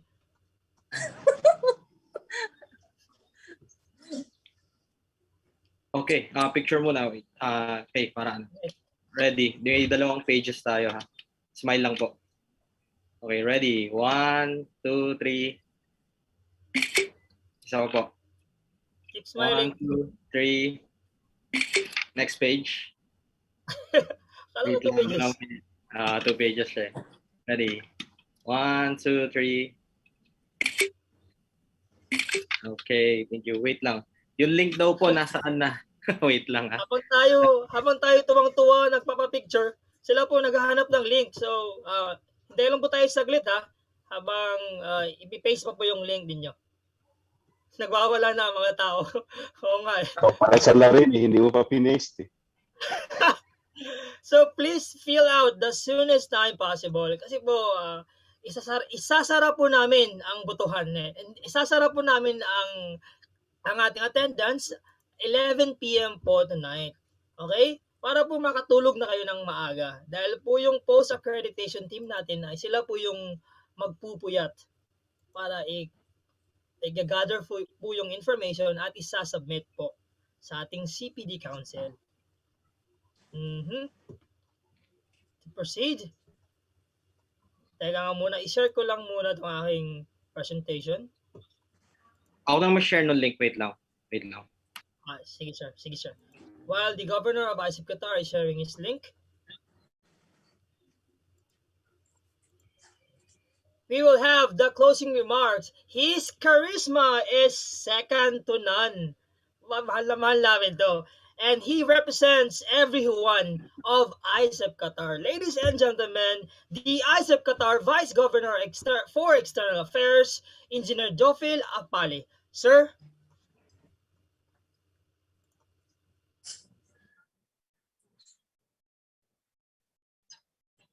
Sir, you're on mute po. Thank you po, Earl.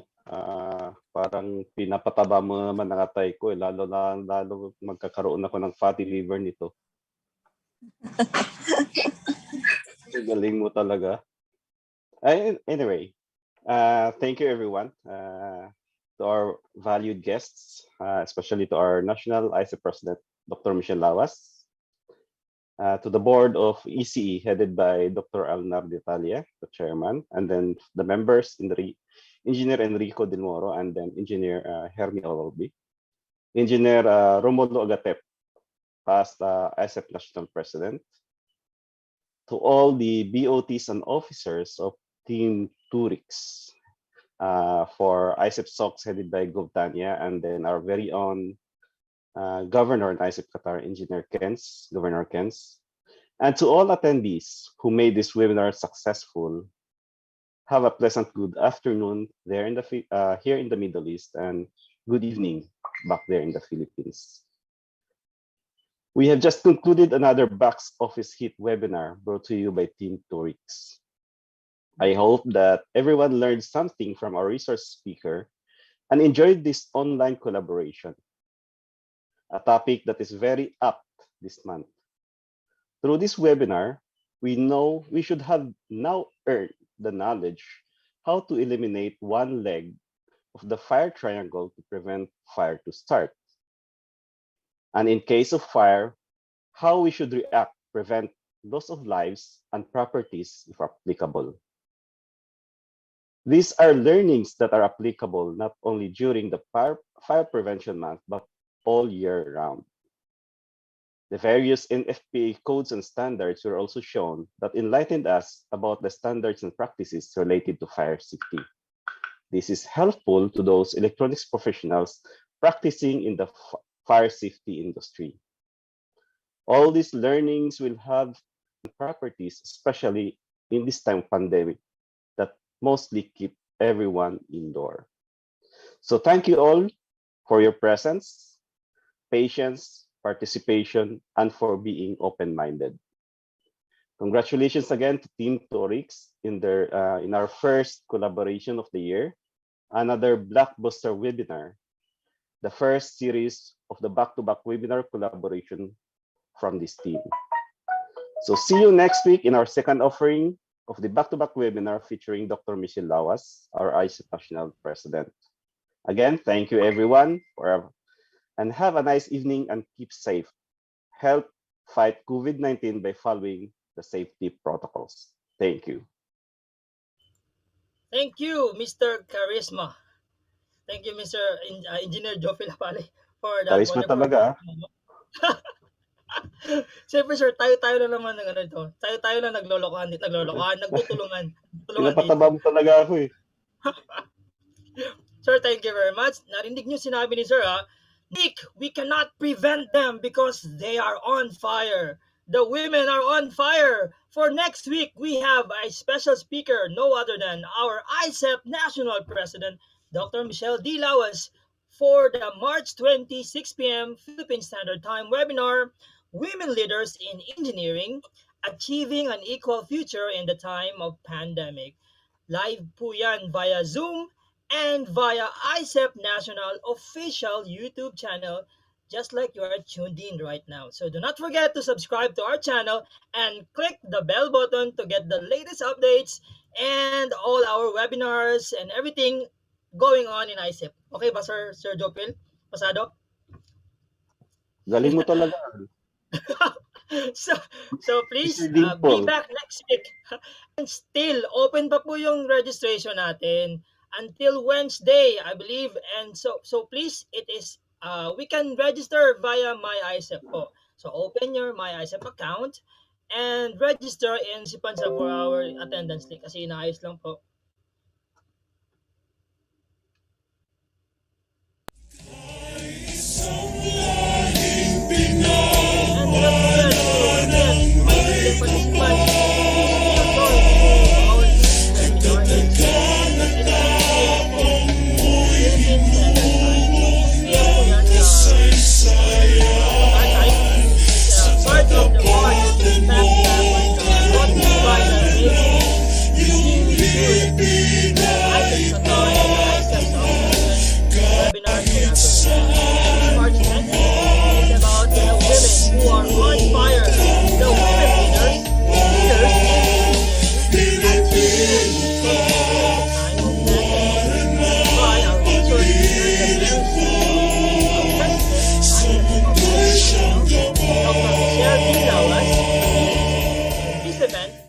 Will be live via Zoom and via the IECEP National official YouTube channel.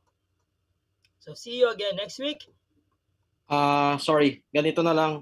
May problema daw yung link. So what we'll do, kasi may mga registration emails naman sila, we'll email them ngayon yung link sa emails nila. We'll check it and then isa-isa natin i-email. Alright, under email address. Alright, noted po. So again, see you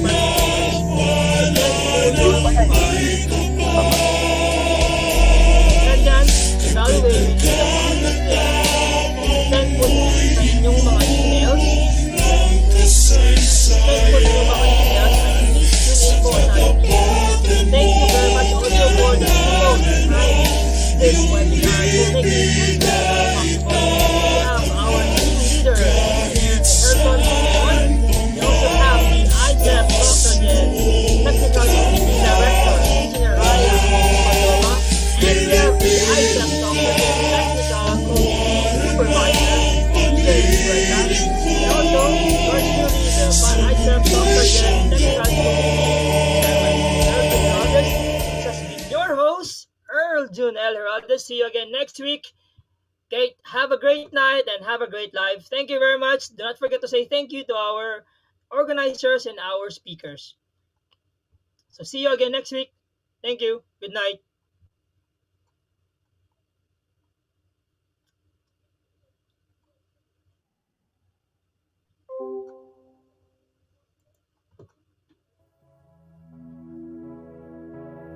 Okay.